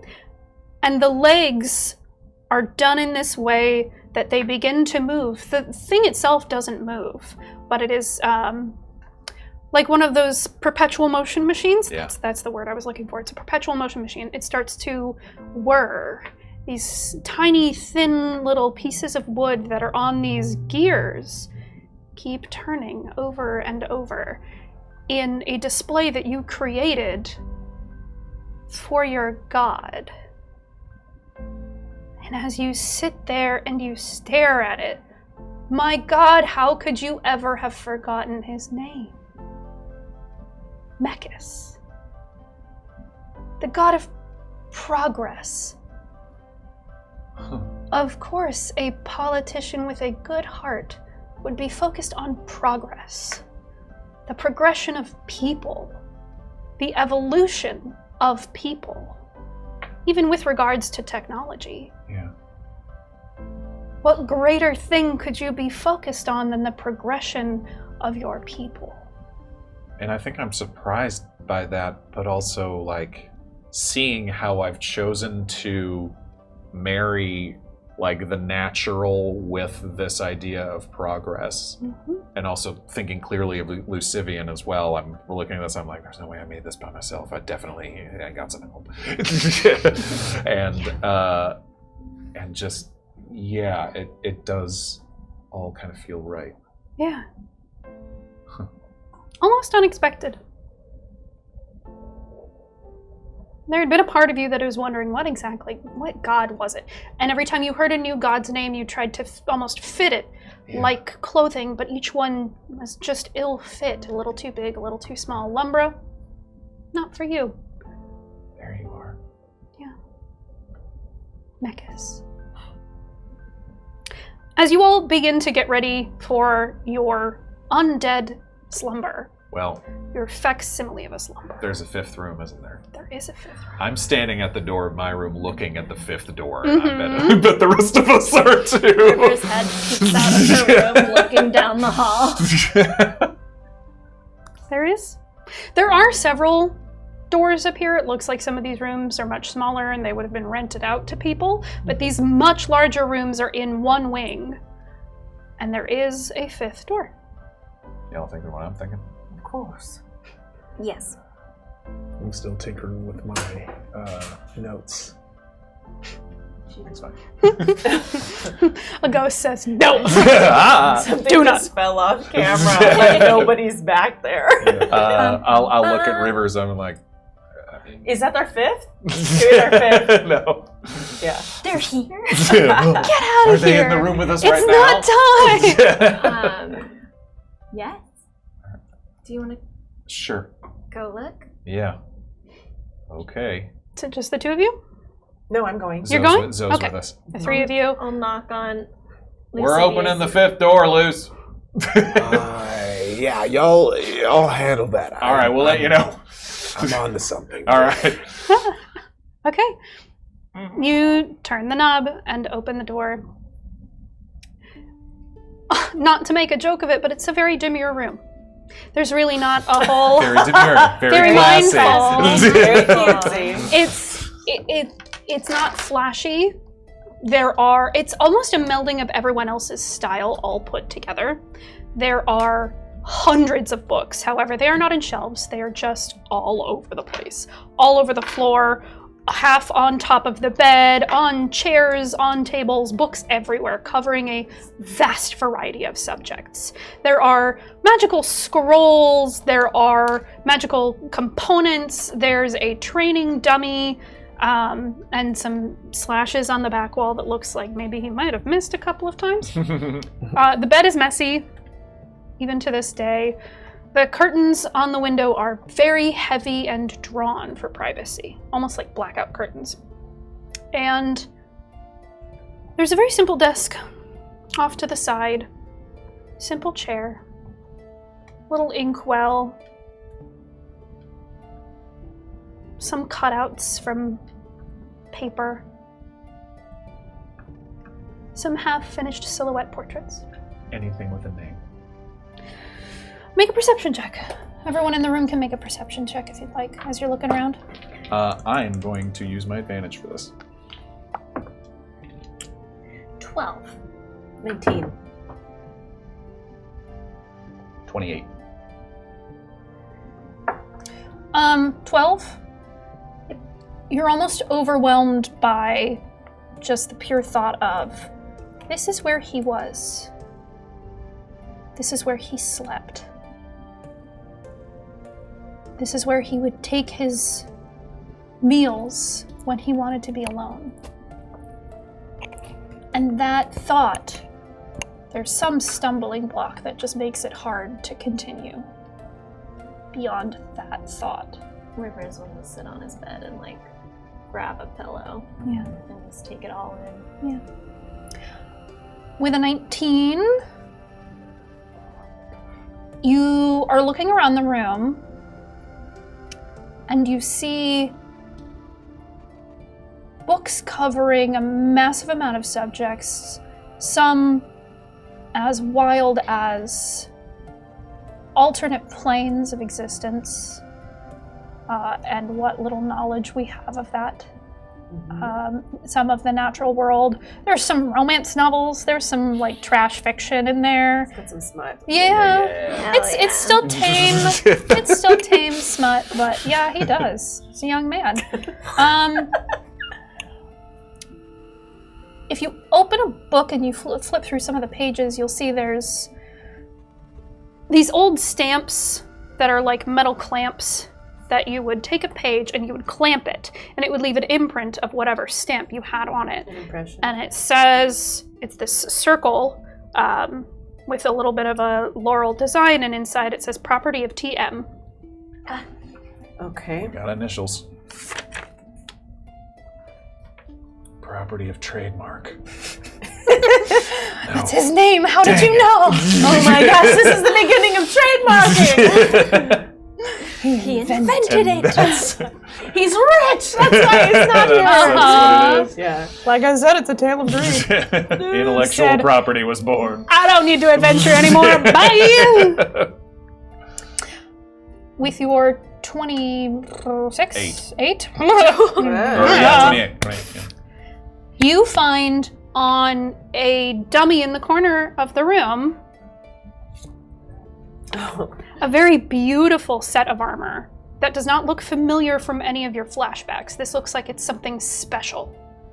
Almost like a showpiece, but still a functional piece of armor. This was made to be seen, but also to be used. Wow. So this is different than the paladin like armor that we So what found we in the found on the chest. thing. Not Armor of safeguarding. Mm-hmm. Set in the center of this armor's chest is a citrine engraved with the shield rune. While wearing this armor, your hit point maximum increases by amount equal to 10 plus your level. Woo. Whoa. Whoa. It's heavy armor, but wow. Well, I can't wear that. Neither can I. This is... I mean, this isn't everyday armor. I don't think this would be your walking around stuff, but this is powerful. I will say any of these items can be interchanged to any party members, Good to know. except for the armor. There is only one person in this party. I checked ahead of time who can wear heavy armor. You? No. Is it me? Yeah. It is me. Oh. That's What's right. up, That's politician? right. I apologize. I forgot that the nature cleric made me good in heavy armor. Yeah. Okay. All right. This is odd. Do the initials TM strike a chord with any of you? Nothing. No. And are the half-painted silhouettes? Mhm. I also have painter's tools, so maybe it's something that we must have had in common or something. Maybe we Alright. painted together or something. But do they all look the same? If you go over to the desk and you look, it looks like he had been cutting silhouettes out of black vellum and he's pasting cutting, them. like Yeah, actual silhouettes. they look like the silhouette that you have in your inventory. So he made Just the the same silhouette of one? himself. Not the same one. No. Oh, They don't different always. people. They're, okay, yeah, okay, they're not okay. always the same people. Just the You same type. recognize some that look like you guys, but they haven't been framed. It looks like they're just incomplete. But there He had are a other style. people. Yeah, yeah. It looks like this was maybe just a hobby. that he did. Because I think this must have been you. Look. There is a little portrait of Rivers. That's me. Oh, and that one's you. Oh my goodness. Is that what my nose looks like? From the side. Pretty good. Yeah. Oh. That's right. Okay. It's getting late at this point, and you all feel the unexplainable draw to your beds. You know you're not tired. You don't feel that anymore. But you also feel this desire, almost instinct, to go to bed. It is nearing 11, almost midnight. We haven't heard anything from no sounds of life from the surrounding city. No. No, not inside your house. All right. Luce, you good?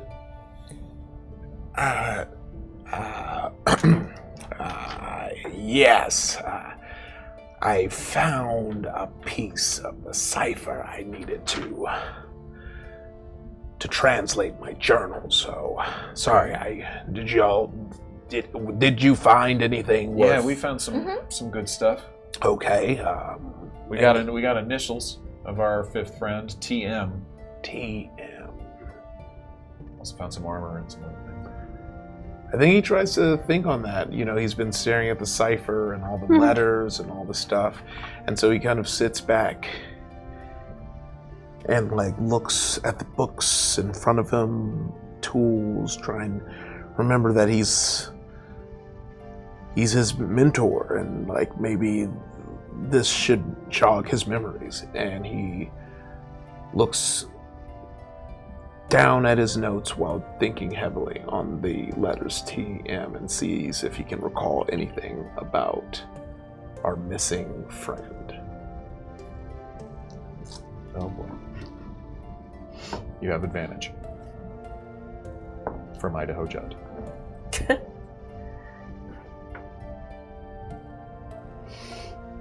It takes you a second.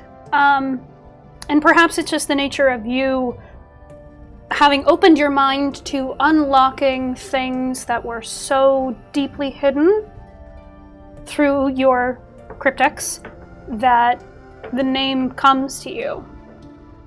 Just one name, just his first name. Thesper. Vesper. Thesper. Thesper. Vesper. Vesper. I'm not quite getting the last name, but Vesper. Vesper. It feels like something has clicked into place, like a little prong inside of a lock, and you all go, yeah, Thesper. Yeah, that was his name.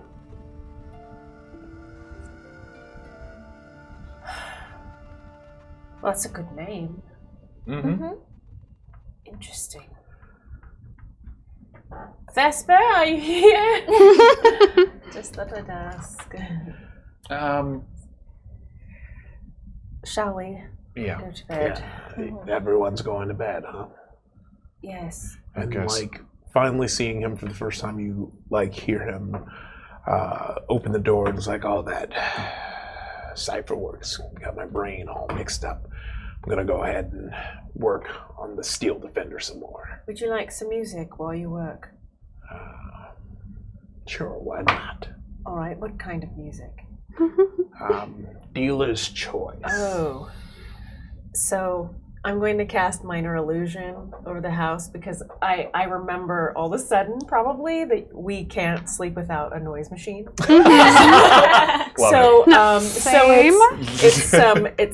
It's a beautiful angelic sound and then like whale noises.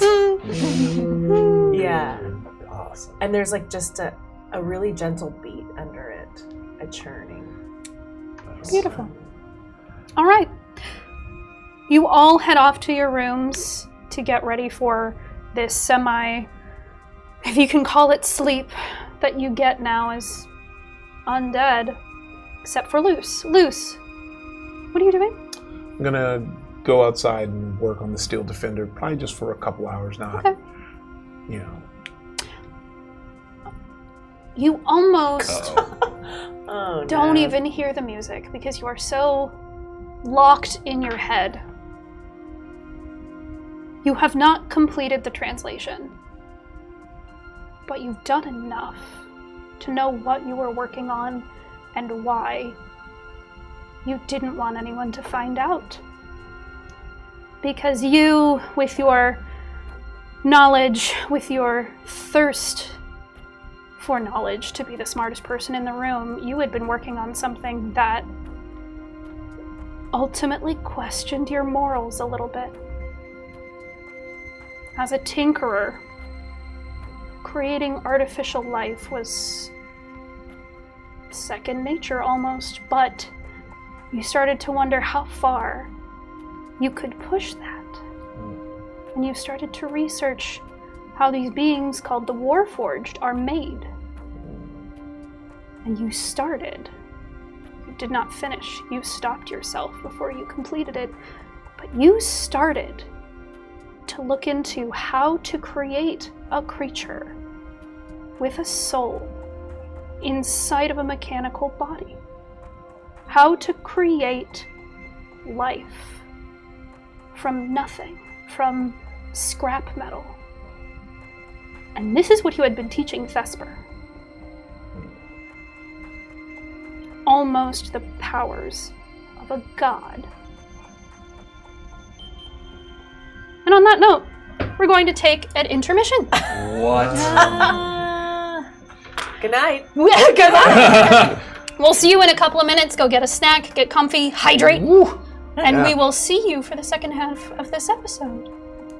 Bye. Bye. And once again, we're so excited to be sponsored this month by Sync, coming to Kickstarter September 17th. With an amazing creative team and sponsored by Hit Point Press, this is the ultimate pirate and tattoo supplement for 5th edition D&D. It's a 200-plus page book filled with new mechanics and illustrations rendered in stunning tattoo art by tattoo artist Sam Rusk and created by Johnny Stanton and Rick Esquives.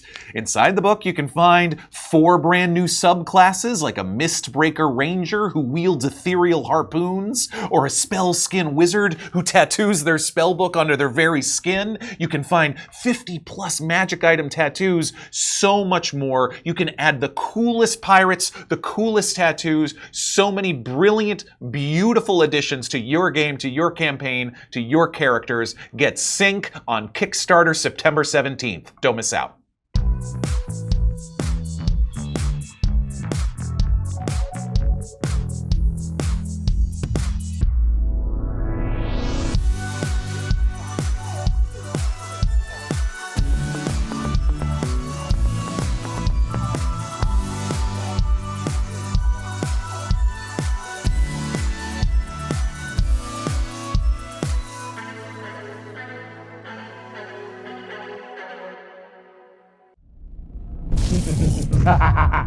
You fools! You'll never defeat me. Now face the wrath. Why is he so hot? What? I think it's just that epic miniature. It's really doing a lot for me, too. Yeah, maybe. But he's also kinda... Silence! As I was saying, face the wrath of my metal army, crafted here in my Eldritch Foundry. Dude, where'd you get all these minis? I'm subscribed to Eldritch Foundry's Eldritch Unlimited with unlimited STL downloads. Now can we get back to... Eldritch Foundry's amazing! I never thought I'd have the perfect mini for my Demon-born, half-elemental, catfolk, warlock, bard multiclass with a bunny wizard familiar, but here she is. Thank you so much for printing her. Yeah. Sure, Jen. No problem. Now face my wrath!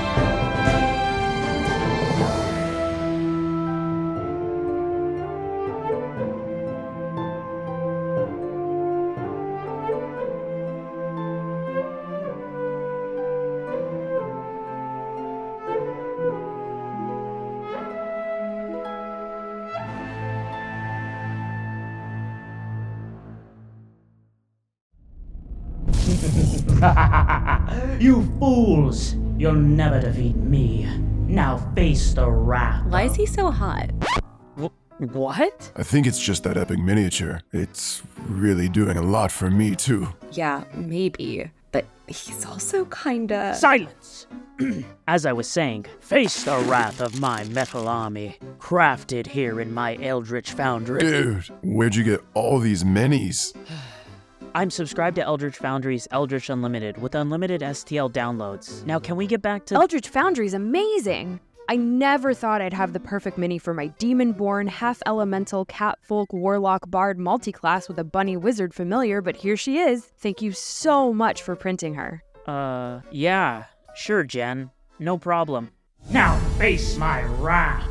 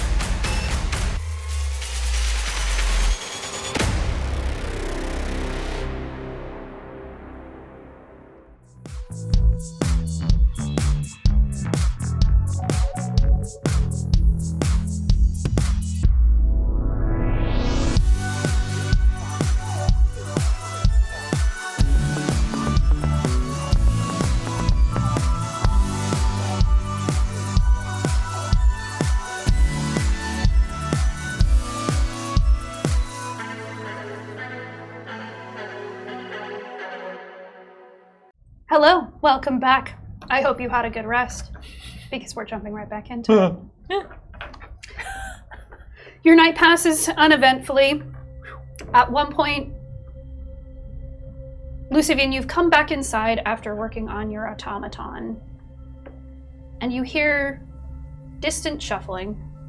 And if you go to the window up the street, you see a solitary undead moving away from you. But it looks like the city isn't completely deserted. However, nothing comes to you, and it is a quiet night after that. You all have what equates to a long rest for the undead. Cool. Great. Not cool that we're undead, but Yeah. cool. Yeah, you know, I mean, it has some perks. Zoe. Wait. You have placed a couple of things in your room from your pack to make it feel like you've come back to your room. One of the things you placed up was a portrait. Mm-hmm. The portrait that you had in your inventory. Mm-hmm. How many bursts are we at? Oh, plenty. Yeah? Bursts. I'll need you all ready to start writing some things down. Okay. Oh, now I'm not gonna be able to pay attention. With 4 bursts from City Racing Girl. Ooh, City Racing. 8 bursts from Braba. Wow! And there's more, but people have asked me to basically to ration them out over future hold on to episodes. it. Okay. So we've got more from Abracadabra and Lincoln Break, but they've been coming in hot. Wow. Yes. So we are up to math. I believe the levels we worked out, level 5. Mm-hmm. Yes. Okay. Yeah. So you need to write down 2 things. Okay. And you all begin to feel this change in you. You all hear this echoing in the hallway of sand slipping in an hourglass. And Zoe, you notice the portrait shifting a little bit. He changes position as if he's getting comfortable again. Cool. The undead creature, each of you, takes 5 radiant damage when it starts its turn in sunlight. Oh no. While in sunlight, it has disadvantage on attack rolls and ability checks. Oh crap. Okay, 5 radiant damage in sunlight, disadvantage on attacks and ability checks? Yes. Not saving throws. Yes. Okay, wow. Welcome to being undead. Wait, disadvantage on what? Attacks and skill checks. Yep. In sunlight. Mhm. I mean, being undead couldn't be all good, I guess. Easy way to avoid it, though. only go out at night. Mm-hmm. We're zombies now. Cool. All right, next. The undead creature can now consume a corpse to regain HP in the same way that they would during a short rest. Ew! We gain a short rest if we eat a corpse. At least we can't taste anymore. Mhm. Don't you drink out of that straw. So me? Hello, me? Oh, man. I am giving you more ways to gain HP. Yep. You're welcome. Yep. Thank you. Yep. I guess. Cool. Oh, boy. So, 5 radiant damage and sunlight per Every turn. That's rough. This is what it is like to be undead. It was overcast yesterday. It has been consistently overcast. I mean, that's good news. So, I'm gonna unprepare the spell sunlight. Yes, please. Please do not. In this morning. This feels like a bad idea. You all wake up unsure of how you know these new things about yourself. You are grateful that you don't have to find out the hard way, though. Thank you. Thank our audience. They're moving the time forward. Thanks. Okay. Thanks. And with this, your bodies will begin to deteriorate just a little bit further as time marches on. Oh, boy. I will let that take whatever form you decide. It's not an excessive decomposition. It's not fast. Okay. But it does slowly begin to move forward.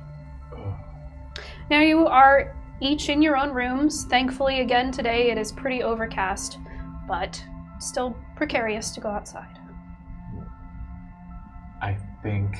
Oh, boy. All right. Going off of that. Mm-hmm. So, what does that mean for us, those of us that have resistance to radiant and necrotic damage? Oh, right. Oh. The ASMRs. This You will survived still / give you damage because it is a feature of being undead. Okay. And it is specifically from the sun. You Okay. would have resistance to radiant damage if it was someone casting a radiant spell Okay. on you. Okay. But as this is a feature of being undead and you are undead, unfortunately you will take damage from the sun. All right. Well then.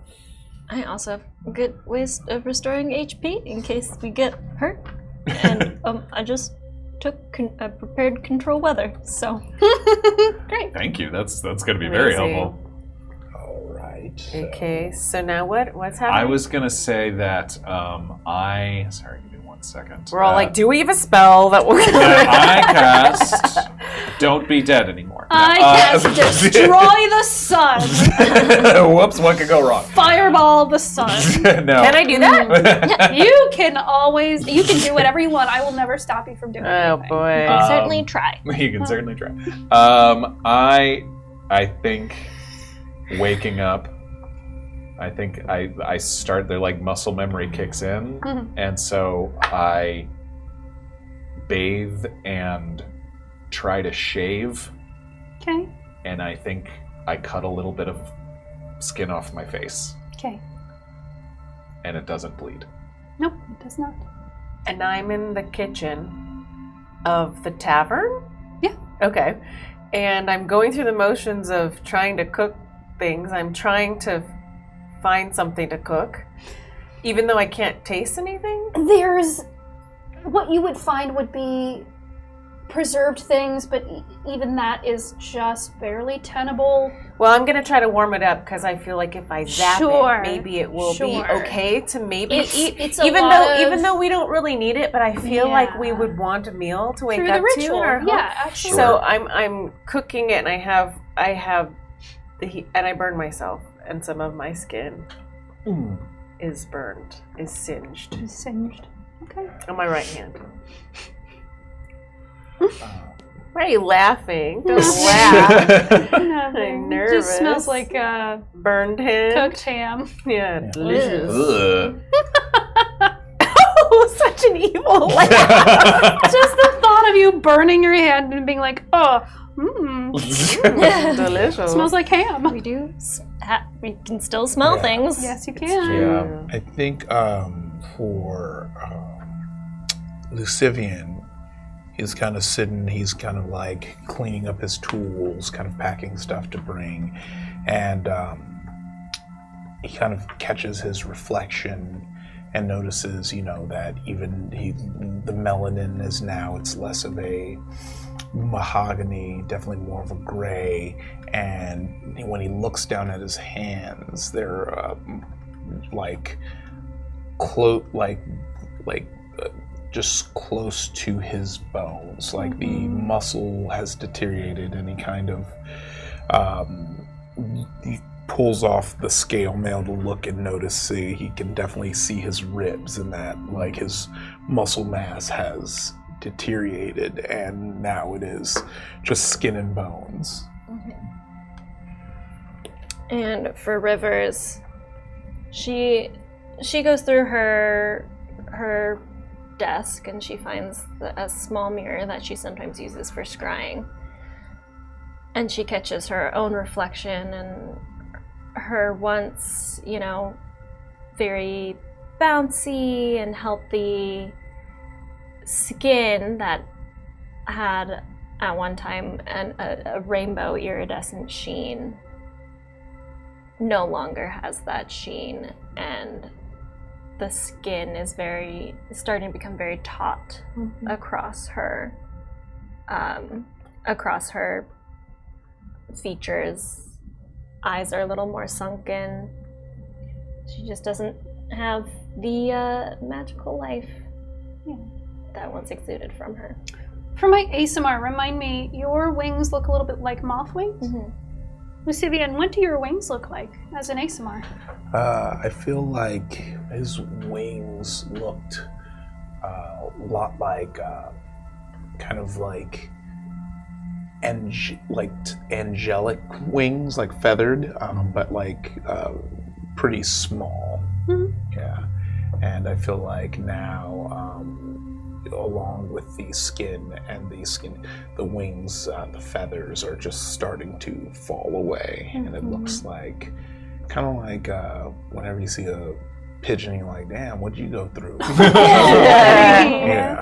Are you molting? God, pigeons make me so sad. What do you mean? There is a little bone that's starting to stick through on your wings because you have been losing feathers pretty consistently. When you wake up, for lack of a better term, you sit up in bed and you notice there is a handful of feathers that you've left behind. You're becoming very like 2000s goth girl angel vibes. Yeah, on the way. And Rivers, your moth wings have started to lose their vibrant hues of browns and natural colors.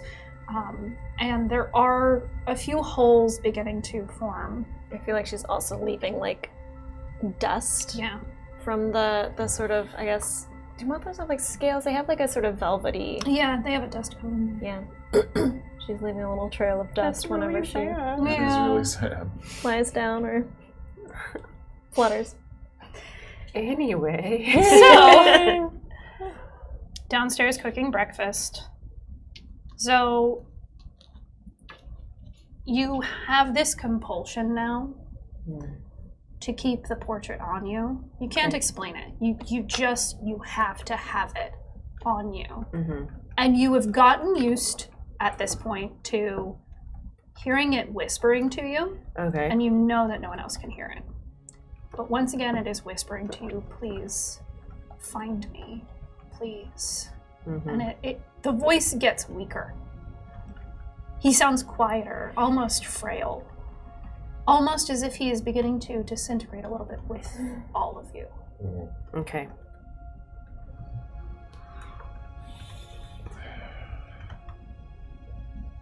Well, everybody, I feel like And sort of looking around at each of us, like, I think we gotta get to work. Mm-hmm. Yes, I think we should investigate this town. Yeah.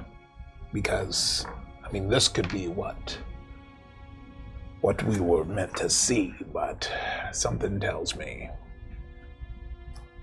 we need to have another big memory of sorts. Mm-hmm. You'd think we would have one here. Right. Yeah. I can't. Did anybody dream last night? No, staring I didn't up at even the roof. sleep. Yeah. Right, I can't sleep. You know,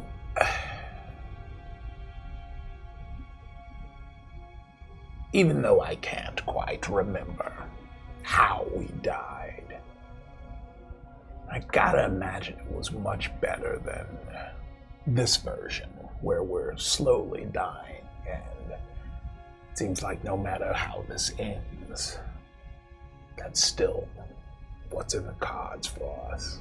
Just waiting to die. I feel as though when we were alive, I feel like it's the same thing, no? Just sort of It's not the same because growing now, older, waiting to die. Yeah, but that's, you're growing older, and everything around you is moving forward. You can rest easy knowing that you had some sort of legacy. Well, we might have a legacy, we just don't know quite what it is, but it feels as though we do want to find our fifth member. I feel urgency to find him. I'm not sure why, but I am glad that we are here together. This would really suck doing this on our own. Mm-hmm. well, and what I was going to say was that the difference between this time and the last time we died is we didn't know how close we were to it ending. I don't think so. Anyway, if it was a big explosion and a massive wave, I think maybe at best we probably only had a couple moments. But this way, we really know we got to make the best of the time that we got, and it's staring us in the face. Do you suppose that explosion was a surprise to us? I mean, you were talking about being in your tower and fear. Looking down. But you seemed that you said you knew what was happening. Yeah, it seemed like I had some sort of clue. And in that memory, it wasn't like I saw that and there was an explosion. I just knew that was a moment that seemed like it must have been very close to when this all happened. But if you were in your tower, then how did we all end up Together. Were we on in the the tower cliffside? with you? I mean, maybe it's something where I called you after seeing whatever I witnessed and we tried to stop it and failed. So the tower was think- here. No, it was in Mecca's. I don't think I've ever asked this question. Can I try to remember the moment I died? Oh, God, that smile. I'm going to take a lot of psychic damage. I can feel it already. Make me a wisdom saving throw. Oh boy.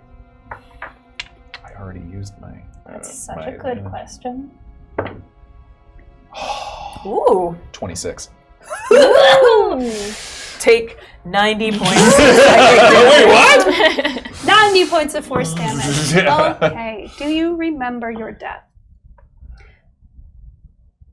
I can't believe we haven't asked that question yet. Yeah. I'm glad you did. Uh-huh.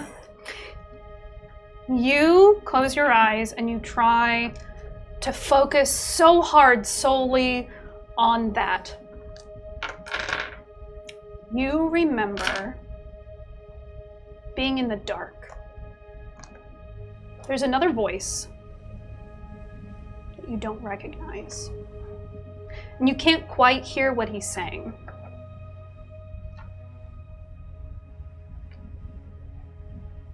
You shake a hand. And then with a sudden, massive force that you feel in your chest, you are punched with this wave of energy and you go flying. You see, as you are pushed, this room around you moving away, and you see the mouth of a cave as you are flying backwards. A small island, this little cave on this small island in the middle of nowhere. You are catapulted into the water with such force your body almost splinters.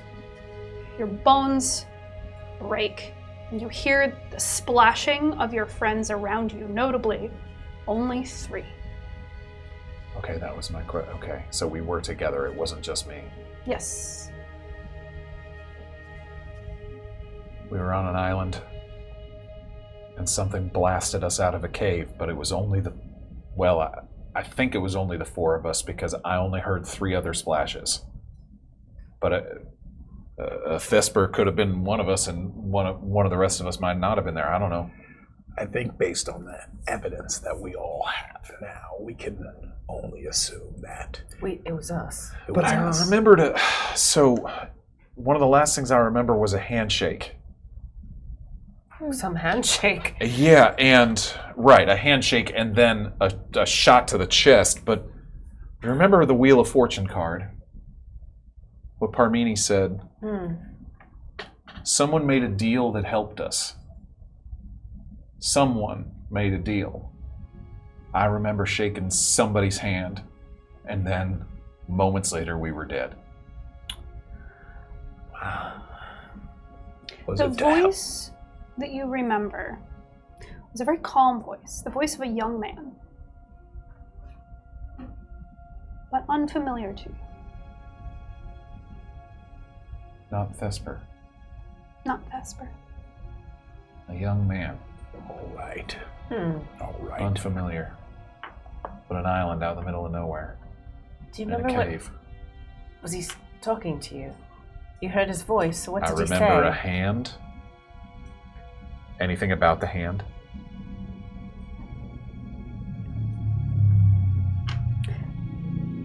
Very long fingers, very soft, gentle. Like an aristocrat. All right. All right. Okay, so I have to try and is there a map in our home? In your room, absolutely, there would have been. Yeah. Okay, I then probably I have one too. want to look at. I run up to my room, get my map, and I want to try and find where Denton is, and see if there is any islands near that, or if there's any island near Sunfall right now. Oh man. Okay, keep going. Sorry. Sunfall is a large town on the coast. Denton is a smaller town beside it. And off the edge of that coast, there is a string of islands. And if I scroll up somewhere, I can get you the name of the islands. There's 4 islands in a strand. By the way, I'll just remind folks that a map of Mechas is available in the TDR merch store right now. Yeah. Mechas, yeah. Okay. So the 4 small islands in this strand, which don't show up on most maps. Yeah. This is kind of an antique map that you have. These islands are just so small, they're almost inconsequential. The map shows you 4 islands from top to bottom. Whittler's Island. Whittler? Oh. Whittle. Mm-hmm. Oh, Whittler's Island. Oh, wow. Whittler's Island. Okay. Aqua Bay Island. AQUA. Chimera Cove. That sounds threatening.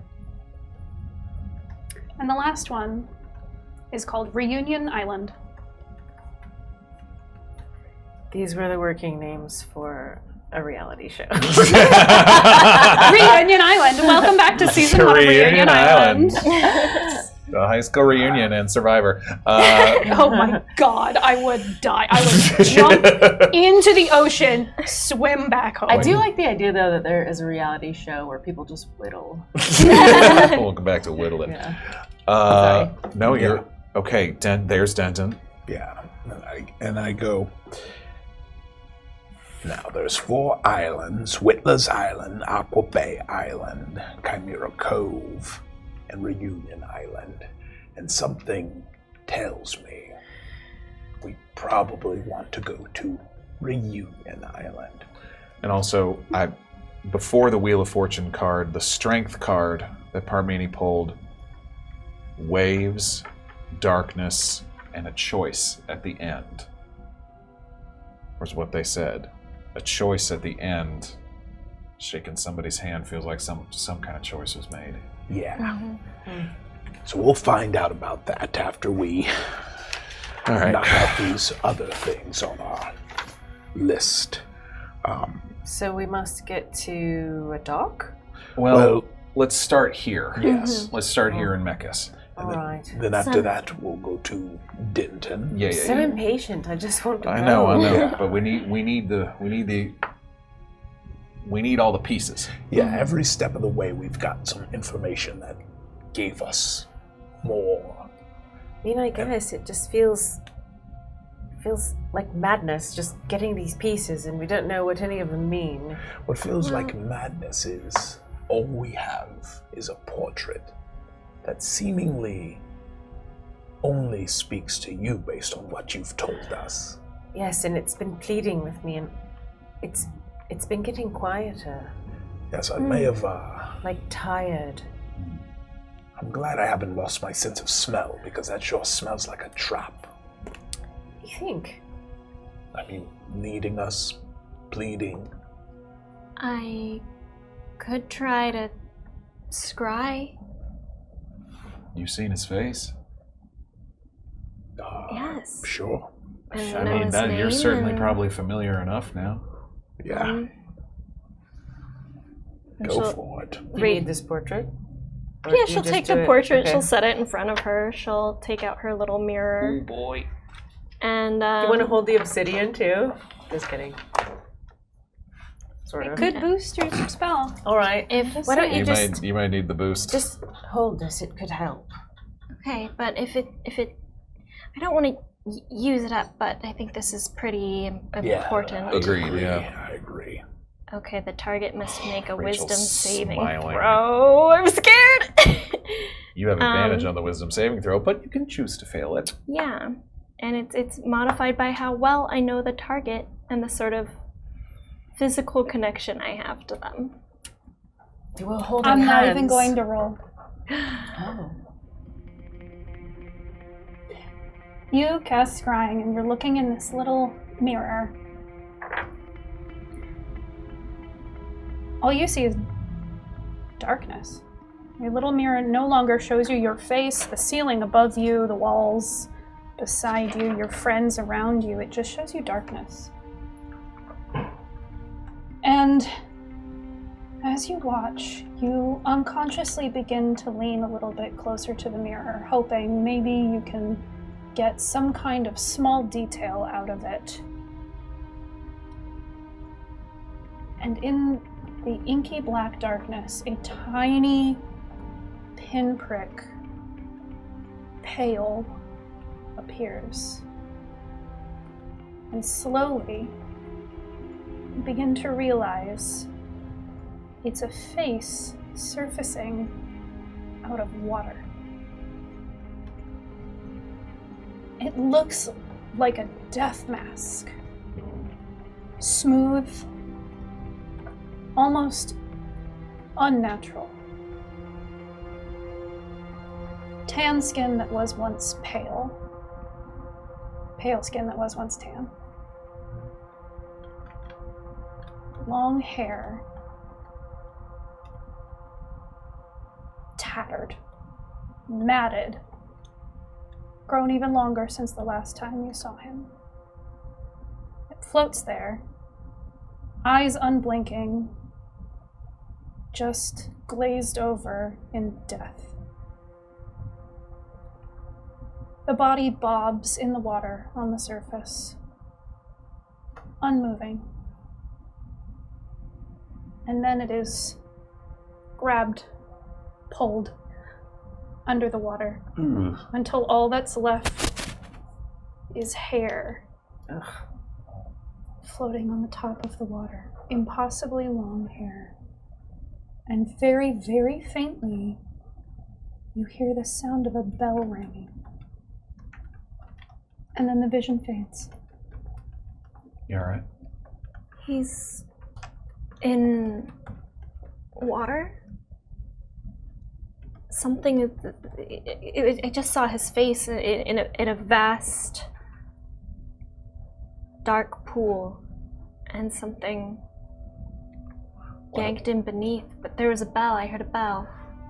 What kind of a bell? Like a church bell or A ship. dinner bell or something? It was a deep bell. You're not sure what kind, but deep in sound. Not like a little jingle, Something resonant, something big, like a village or a warning, maybe. Yeah. Oh. So we should look. On the coast, there could bells. be use bells for warning people about storms or something. Didn't we hear a bell of sorts? Very, very, very early on. In our When we memory. first came back. Yeah, was it a It was memory our that memory. we heard the bell, or It was was it? the opening cinematic. Yeah, that's what it was. So was that something we saw, or was it just okay? That was okay. For flavor. Okay. I've never heard a bell like that before in my life. All right. Oh, that's a lot. That's helpful. Are you feeling all right? You feel a little sick. Not the best, but I just want to find him. Okay. Is it sunny outside? It's overcast today, thankfully. But are you all downstairs? Yeah, I imagine. Yeah. You notice quite fortuitously there is what was some kind of ceramic pot in the shape of an elephant's foot, and inside are stacked several umbrellas. Oh, bless. Okay. Good to know. Adding that to the inventory in case the clouds break. It won't last for very long, but it will help you get somewhere safe. All right. Well, I will have the shrine that you described, the perpetual motion device in my room. Is it carryable, or I mean, how big did we? Yeah, but it is a little delicate. Okay, no, I'll leave it here. Okay. If this city has a devotion to Mechas, or Mechas is present in this town, and we want to find out, I think we should look for something that we look for. Maybe a temple of Mechas, or maybe something. If we knew that the trouble here had something to do with Mechas and these gods of the druids, maybe. Wasn't the trouble that they didn't like Mechas? Yeah. So we should be looking for whatever god opposite of Mechas is. And just great. Yeah. Would I have read about anything like that in any of my books?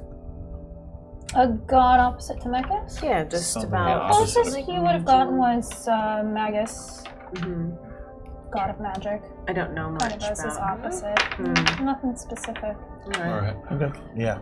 And then Let's head out. Yeah, head out and investigate. Okay. And we're not aware that the sun hurts us, or No, at you least know. we do know. Yeah. Shall we carry these umbrellas? Parasols. Yeah, I think I'll do that. It's overcast enough that you're not in direct sunlight, but it is. We should just take them with us. Probably. Yeah.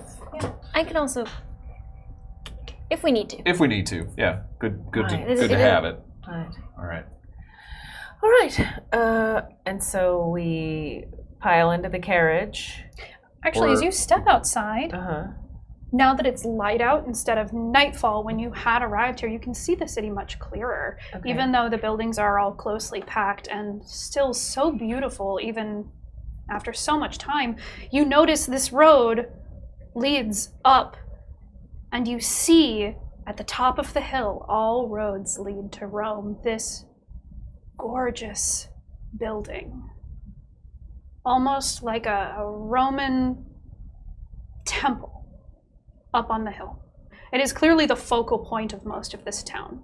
It has been decimated by time. There are many pillars missing, toppled. Most of the roof is gone at this point, but this, if you were looking for a temple, almost the most stereotypical looking one you could find. Bingo.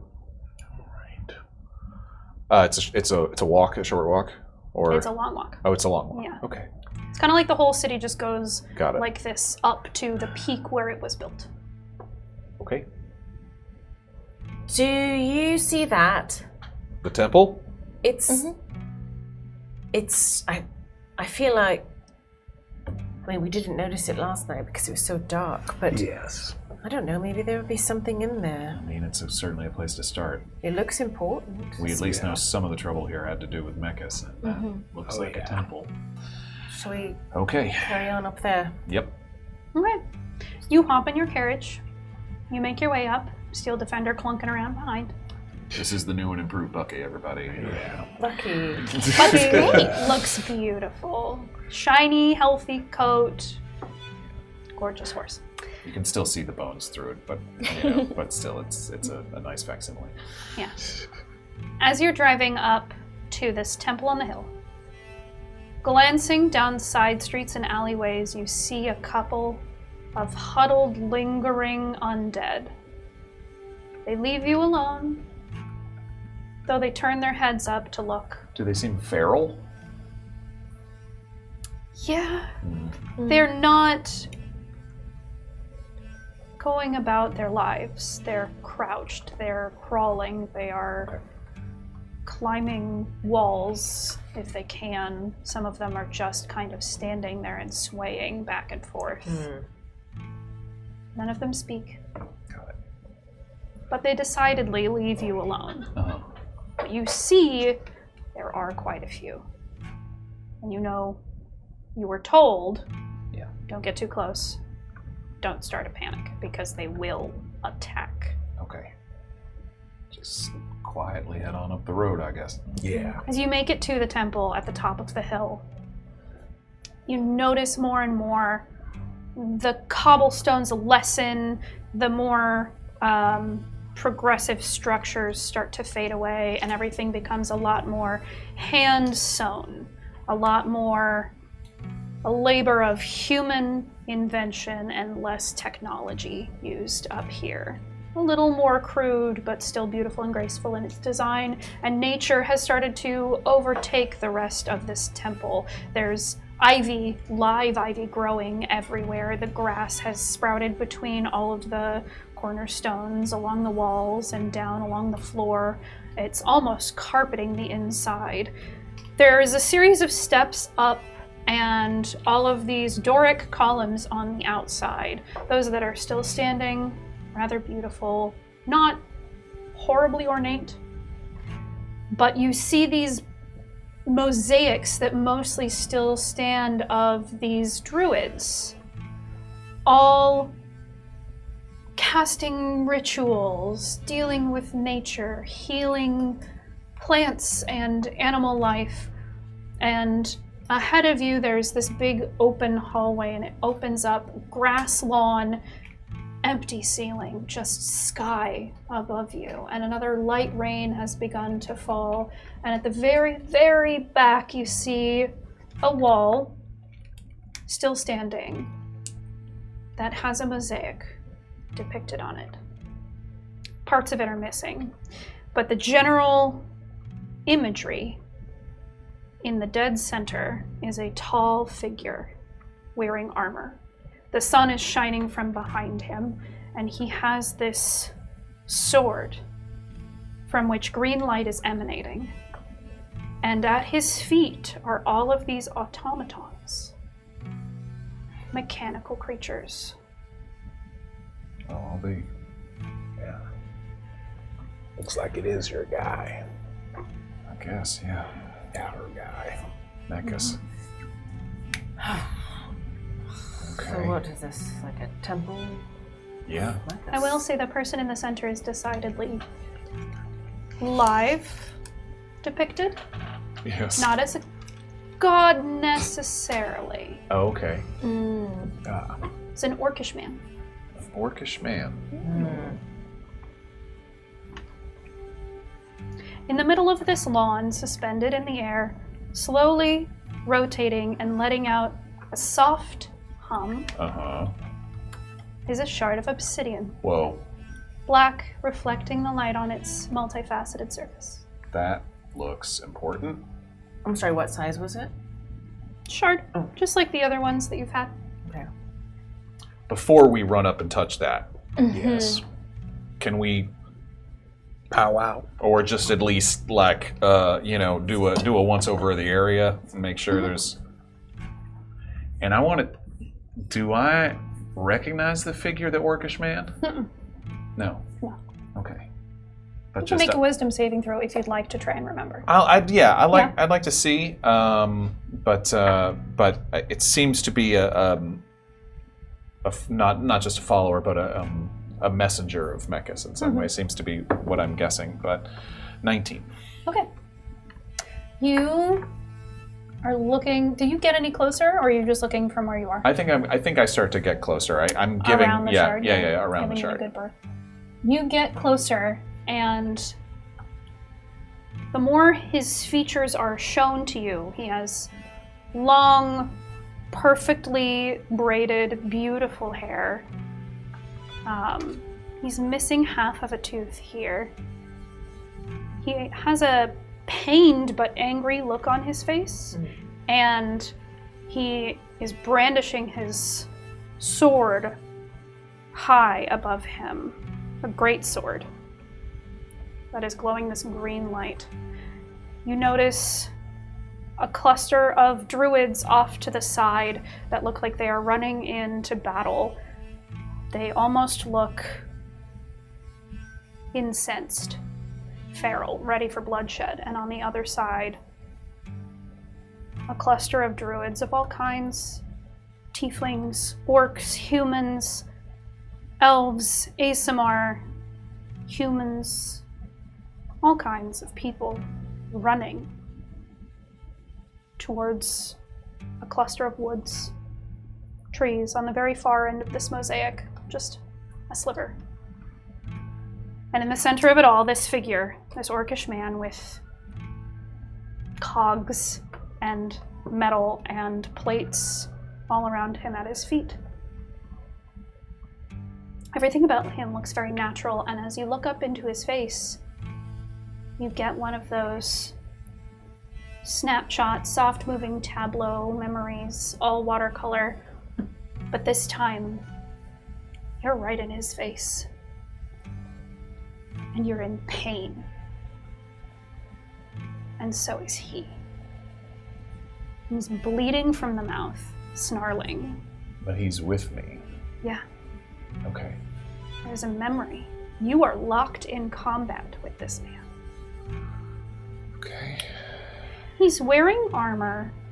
It's hard to see it clearly in this memory because everything is just a wash of soft, blurred color, but this armor that he's wearing is some wooden contraption that clearly has some kind of spell on it, but he has made it look opulent. Okay. Almost made himself look wealthy because of this armor. Almost an egotistical smirk to the corners of his mouth. You said he was standing over the automatons in like almost a conqueror's pose? Yes. Ah, okay. Got it.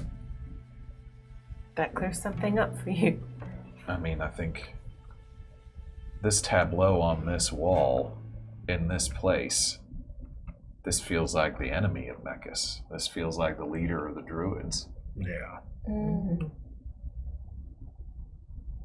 Alright, is there anything else before we Well, there was the grab the stone? sword. Did we want to try and figure out why it's Glowing? glowing? It's just kind of the art is glowing, or is it actually glowing?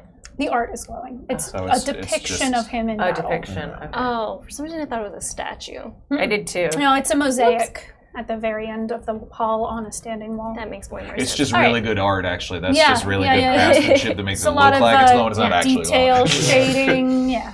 I mean, really, All right. All right. stands a test of time. Do we just touch the obsidian? Yeah, I'll. Touch it or pick it up? Was the steel floating. defender able to get in this building? Yeah, he's just standing by the doorway waiting. Yeah, so I just have him go pick up the obsidian. Okay, Rusty. He clunks over, reaches up his hand, and just freezes. I think it's meant for us. Yeah. A second passes, and you hear the gears in his arm turning. Like he is trying very hard, and there's a squeal and a pop, and then he pulls his hand back, and it's limp by his side. And he looks back at you like, what? Sorry, boss. I just fixed that. It's a little spurt of oil from his elbow. Oh, I have to buddy. say, why don't we try to put the other piece of obsidian near it? Maybe it will be attracted to it, like a magnet? Well, Sure. I mean, what have we got to lose? I mean, yeah. All right. Oh, we do might it. have a lot I think to we lose. might be fighting. Maybe might be dead. fighting the inevitable. we might just have to All right. touch You it. still have Okay. the obsidian. Oh yeah, and she reaches into her pocket, Oh yeah. pulls it out, walks up to the mosaic, and Hey, Mosaic? before you do anything, I just want to say you're doing great, and your wings might be getting a little dusty, but they still look very pretty, and I'm giving you bardic inspiration. because the obsidian It's floating in the center of the lawn. Oh, so then- here's the then- doorway, here's know the what you're about to lawn, do. and here's the wall with Okay. the mosaic. So the My obsidian's brain just is kind of just- like, no. not picturing things the I way you couldn't described picture them. I wish that I either. had like Yeah. a thing to show you, but It's okay. I walk up. if any map makers want to sponsor us or send us menus and stuff, that would be cool. I approach the obsidian with the obsidian. Okay. Nothing happens. All right. I'm gonna touch it. All right, just hey, let's all go in together. Yeah, Yeah. come Yeah, here. yeah, yeah. All right. Make a chain. Okay. All right. You all converge together. Okay. Hold Let's hands, do and then River's just You touch the shard of obsidian that's floating in the air, and as soon as you do, it shatters into pieces. That was gonna happen. And we now step into the memory of the last time that you were in Sunfall. It's a bright summer day. There's a lot of fanfare and festival song happening in the streets. There are food carts everywhere. There's banners that are starting to be taken down. It looks like this is the tail end of a festival. But you know that you are not here for such revelry, unfortunately. And you vow to yourselves, all 5 of you, after this one, we're gonna take a vacation. And Rivers, you say to Thesper, One last job. you know, I know a good place to go. You know of all the good festivals where everyone has a really, really good time. So you're like, I got it. After this one, we're good to go. What you know is this. You are a band of adventurers. This is about 5 years after what happened in Riverside, after the mine. You've made even more of a name for yourself since then. You've become even stronger, and you know more now. And together you have formed quite a tight-knit group.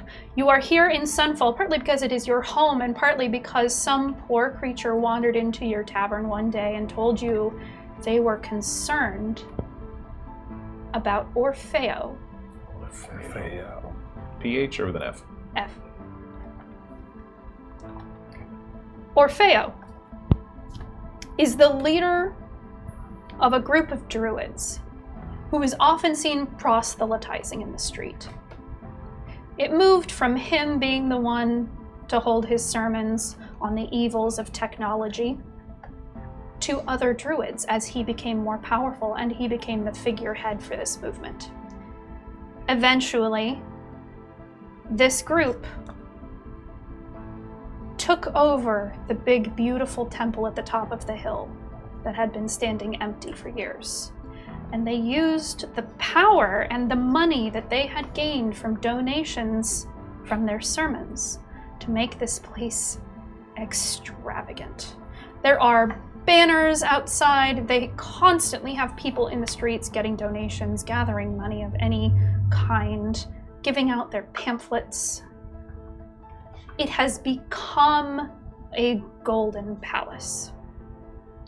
And it is very unlike druids to live like this. Yeah. I don't like it. Rumors have been circulating about this group of druid for a very long time.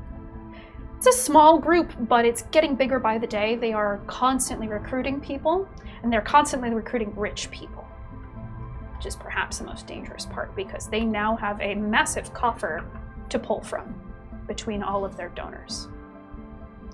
And at the top of it sits Orfeo in his temple, where there is now several commissioned portraits of him hanging on the walls, each depicting him in battles that he regales you with.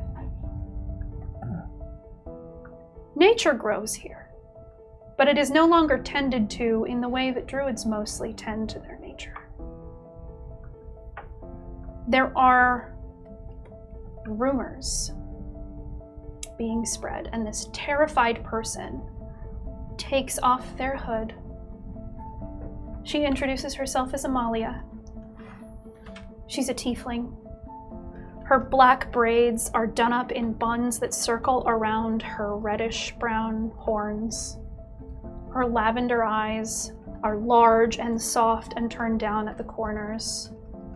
And she tells you she is so scared because she was a druid in his enclave. And she defected. And that doesn't happen anymore. She had heard tales of your adventuring party, and thankfully this is a time when you are all back home in between missions. And now this young woman has come to you with a new one, cutting your vacation short. You are currently out in the streets in what is a little plaza. There's a fountain in the center with a statue of Orfeo. And he is standing in his armor, doing this like he's blowing a kiss, and the water is coming from his mouth. And it is underneath titled The Water of Life. Wow. It's very obvious what this man thinks of himself now. Wow. Here's the fountain. On the other side are the steps up to the temple, and you can see it is swarming with people. It's usually very popular. But you know something is happening in that temple that made this girl so scared for her life. She couldn't give you details, but she knows Orfeo is doing something bad in there, and she is asking for your help.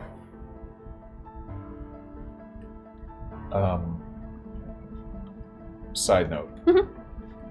Can we see Thesper in this memory? At this point, what you see, if you took off your glasses, for those of us who are blind, and you see someone to the point that they're mostly blurry shapes, but you can make out their face.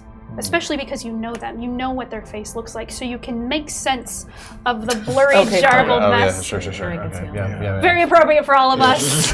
Unfortunately, you are all just shapes to me right now.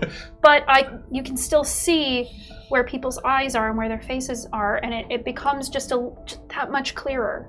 You can see the general makeup of his face. His eyes are a little bit sharper. The angle of his nose is a little bit sharper. So yes and no. You can see him much better than before. Is Amalia with us?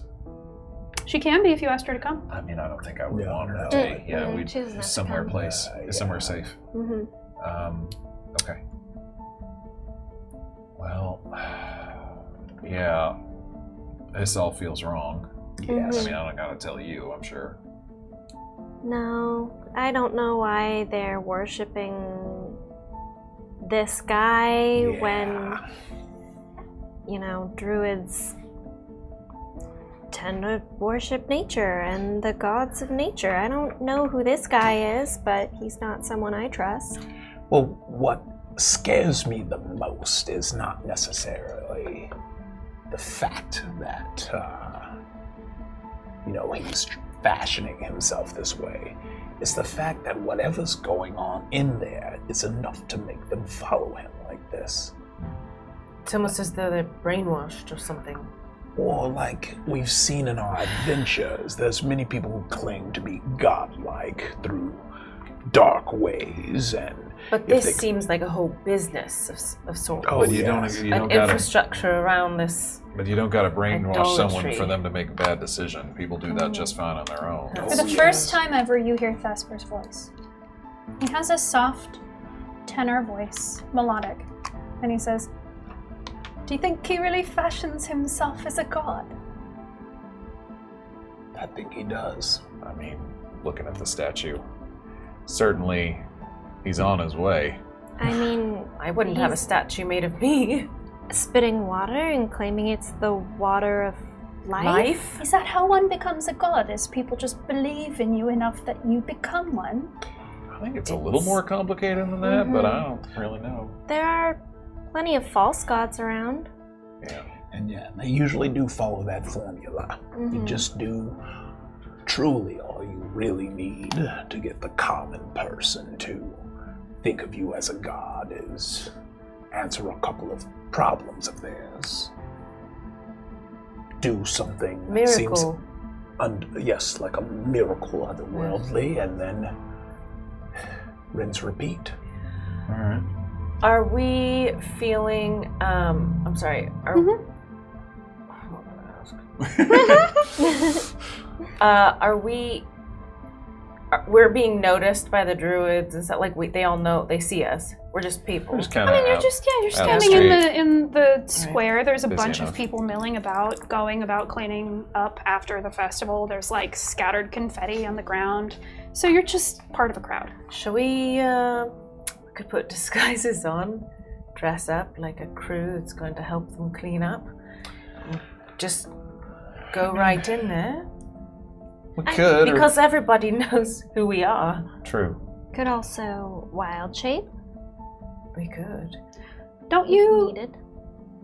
You know some spells, right? It's true. Yes. I you could disguise us. I could disguise us all. Okay. Yes. What All would we of like us? to be disguised as? Tall. What? Besides tall. Tall. Handsome. Tall. Oh, tall. All right. Not too handsome. Well, we don't want to be noticed. Yes, We not want enough to stand blend out, but in. enough that if you take a second look at me and go, oh, I feel as though we should be druids. I was going to say that too. Well, I mean, yes. I think let's Yes, look like yeah. prospective. Tall but plain but handsome druids. yes. Well, Alright. and they've been targeting the wealthy too, so Oh, maybe we should look Oh, they should look well dressed, well dressed. How So do we don't nobles work there. walk? earth tones. How do nobles walk? I don't. Just like you got a stick up your back. Do you do shoulders? Do they do Yeah, shoulders? You can. could. You could. It's best not to overthink it though. I'll give you some shoulder Just kind of padding be Oh, natural. of yes. some sort. Yes. Just look very regal. Yes. All right. So All right. plainly dressed, expensive looking clothing, but people who look like they might be trying to be more in tune with the earth. Yeah, I'd say that. We do want So, him to talk to us. Like barefoot, probably, but Sure, or sandals. wear, I don't know, like Birkenstocks. jewelry, Yeah. jewelry on our feet. Cover me in and- crystals. Well, all right. Well, all right. Sure. Crystal necklaces. Crystal necklaces. Yes. I like it. Oh, right. We all get crystal jewelry. Like this crystal is for this chakra kind of a thing. All right. Yeah. All right. And then I just wave my hands, and then here Well, we here, go. let's Can I let's just do it? stand in in like an alley or something, so we're not Oh, doing it in the yes, middle of we the should- street. Oh. We should hide. But please, Because people can see. Is it not I mean, fast? it is All right. fast, but we step we're- behind a But bush. it's still shocking. Yeah. We can all wear Let's step cloaks. We can behind. step Yes. behind a bush and be A cloaked bush. and Pooh. be changed. Mm-hmm. Fantastic. I want to learn how to do this. Disguise self. All right. Disguise self only works for you. Oh, okay. Wait. What? But I think you have Illusions. seeming. Oh, I do have Which is a seeming. 5th level. Yes. Seeming. Seeming works for body. Okay, great. Ooh. Let's do it. Any number of creatures that you can see within range. That's crazy. And it Yes. lasts for 8 hours. No concentration. No concentration. It's wonky. It's a 5th level spell. I mean, it's great. Yeah. Wow. All right. Let's all walk regally. You all look like some manner of like a stereotype of a very wealthy, yuppie person. Hemp necklaces Yep. with expensive crystals. Yes, like linen Topanga blouses. Yeah. I'm thinking of Deadly some accurate. people that I know. You all walk Matthew up the steps, McConaughey. and oh my god, I'm not gonna do the voice. All right. All right. It's not hard for Simon. Vesper is at the head of the group. He's very excited. Obviously, this is something big. I'm following. I find myself instinctually protective of Thesper, so I'm definitely close behind him. Understandable. Vesper always loves to dress up. He really does. He Every loves time he it. gets a chance to be in like a disguise. I love seeing it. His It's first so pitch is fun. always disguise. Yeah, Yeah. it is his absolute favorite thing. He loves to watch himself disappear into 90% different characters. costumes, 10% names. And you have caught him so a couple of times in his room when the door is cracked open and you can hear him talking to himself. You've peeked in once or twice and you've caught him trying to cast Disguise Self. Okay. Just for fun. Suspish. Playing dress You- up. Trying not to be Playing suspicious dress up. of Thesper. Yeah. I'm planning to play dress up, okay? No, I'm sorry. Who amongst us? He swiftly gets up to the top of the stairs and just walks brazenly into the temple, which is perhaps good because he pretends as if he belongs there. And he's so charismatic and he just naturally carries himself in a way that people look at him and go, oh yeah, okay, you're supposed to be here, that's fine. Some people just have that gift and Just a good walk. he truly does. He strides right up to a couple of druids who are whispering to each other. They stop and look at him when he appears, and he says, "Hello, good evening. My name is Thaddeus. I was wondering where I could find Orfeo. I am from a wealthy family in Mechus, and I would like to make a sizable donation." And the druids just kind of, okay, well. And they direct you all to a war council room that's in the far back. And they take one look at all of your clothes and they kind of go, oh, okay, fine. The wealthies. So they send you very quickly on your way. They don't really want to have more dealings with you. And you notice all of the other druids here are very standoffish. They don't interact with you. They keep to themselves. They all go about looking busy. Maybe not necessarily doing things, but looking busy, looking concerned, looking occupied. And following the instructions of these druids, you go up another flight of steps, over to the right, past the wall that would have had that mosaic, and it looks like it's starting to be built. People are starting to place the tiny little tiles to create this mosaic of Orfeo standing over a pile of mechanical parts. If I'm clocking Yes. as we walk, in case things go bad, how many druids are in here? 50. Easily. Okay. You just don't get caught. You see and Simon it'll be fine. just kind of. You come upon a door following these instructions, and Vesper looks at all of you, clearly just too excited to stop himself. And I'm like a. He grabs the door handle and opens it. Chill. All right, Without waiting. that's fine. He always moves one step ahead of his brain. Inside the room in front of you is a massive oak war table. It looks like natural wood that's just been cut and smoothed out on top, and it still has all of the warps and wefts of a beautiful piece of wood that has not been overly processed. On top of the war table are scrolls and maps and pins being placed into maps, and on the other side are 3 people. Orfeo, dead center. He is a rather handsome man, if very gruff, has very heavy eyebrows, thick, heavy set that sit low on his head over his eyes. His eyes are dark.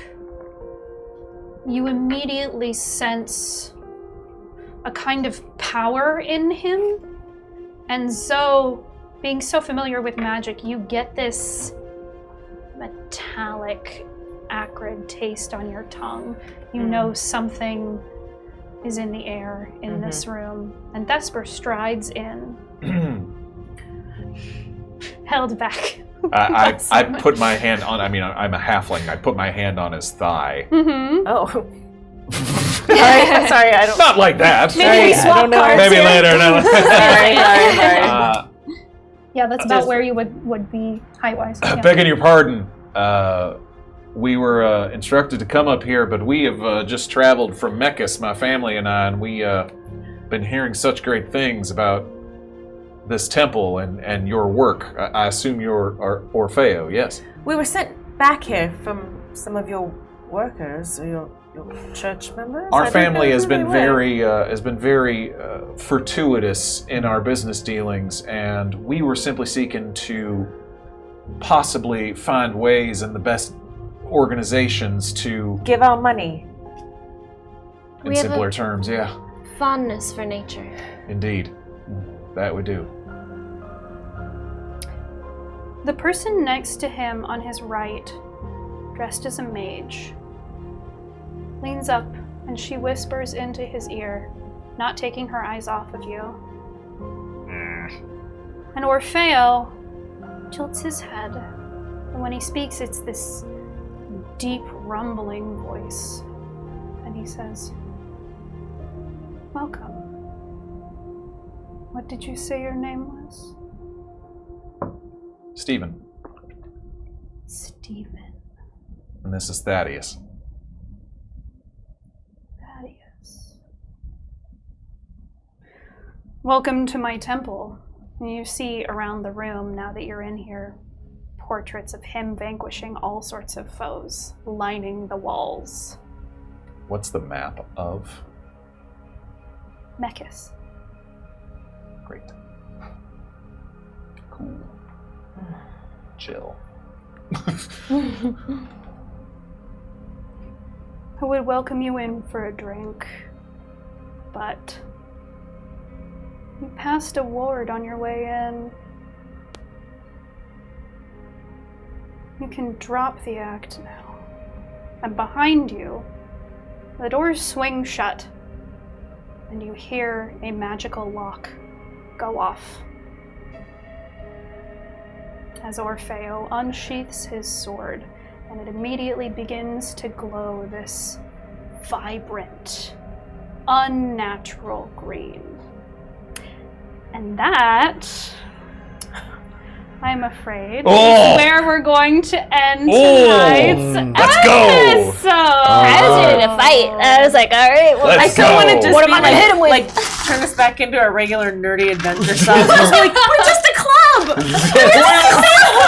We're just curious! We just wanted to sneak in. We just like costumes.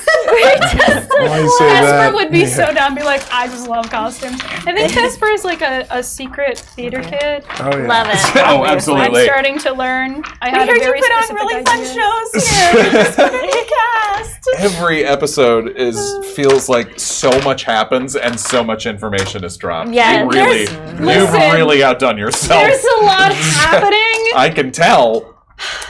Because there was already a lot happening in this region, and I had my idea for a story, and I had to meld what was happening in the region into my story, so it's a chunky boy. It's cool. Yeah. I love it. At the end of every episode, we like to read off certain higher level tier patrons in the styles of their choosing. We're starting with we have Team Force of Light and Team Force of Shadow. We do this at the end of every episode. It's a fun time. We're going to start with Team Force of Shadow tonight, and I've got a suggestion from Tepartos. Okay.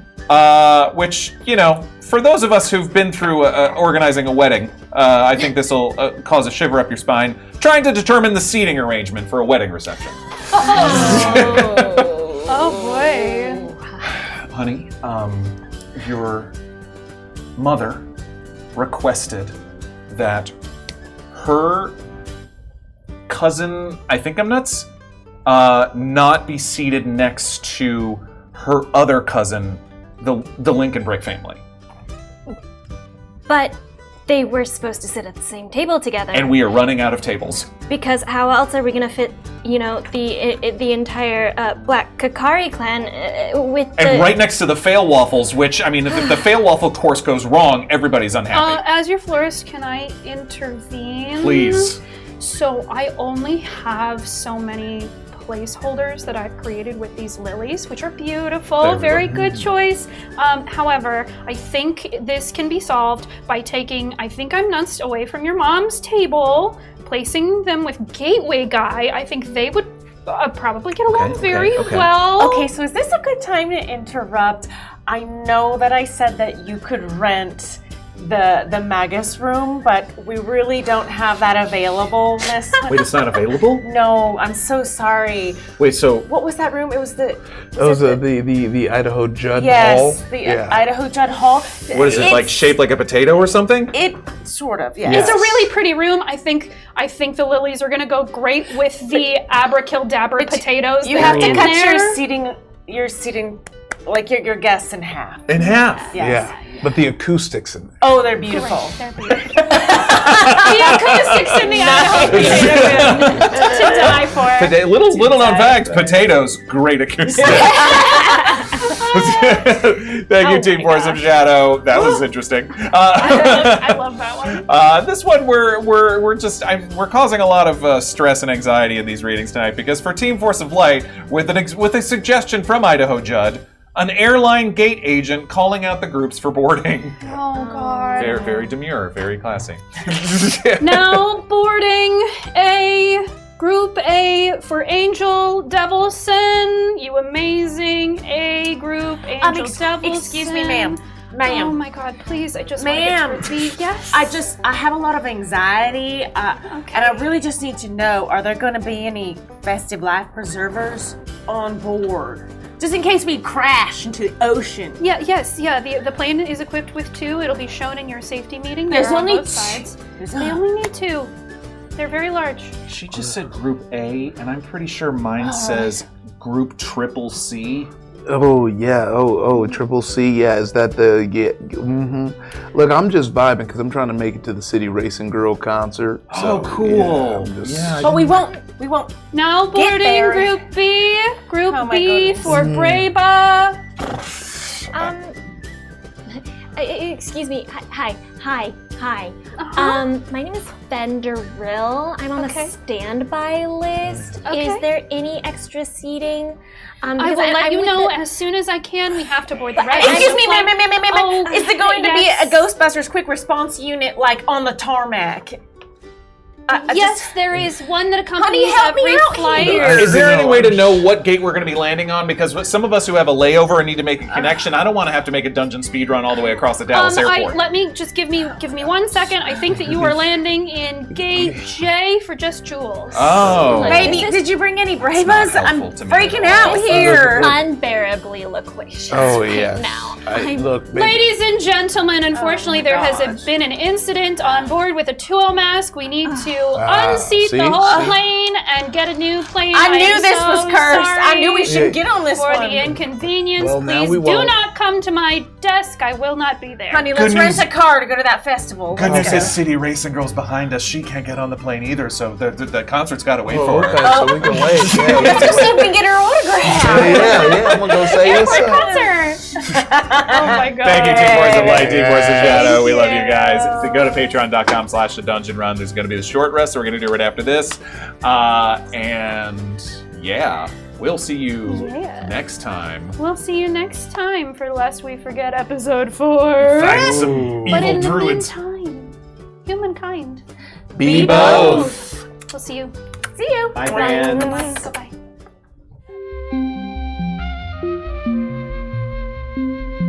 It started. It started. It started. Started.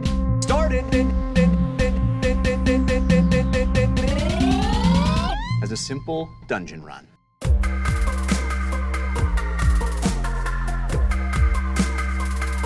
As a simple dungeon run.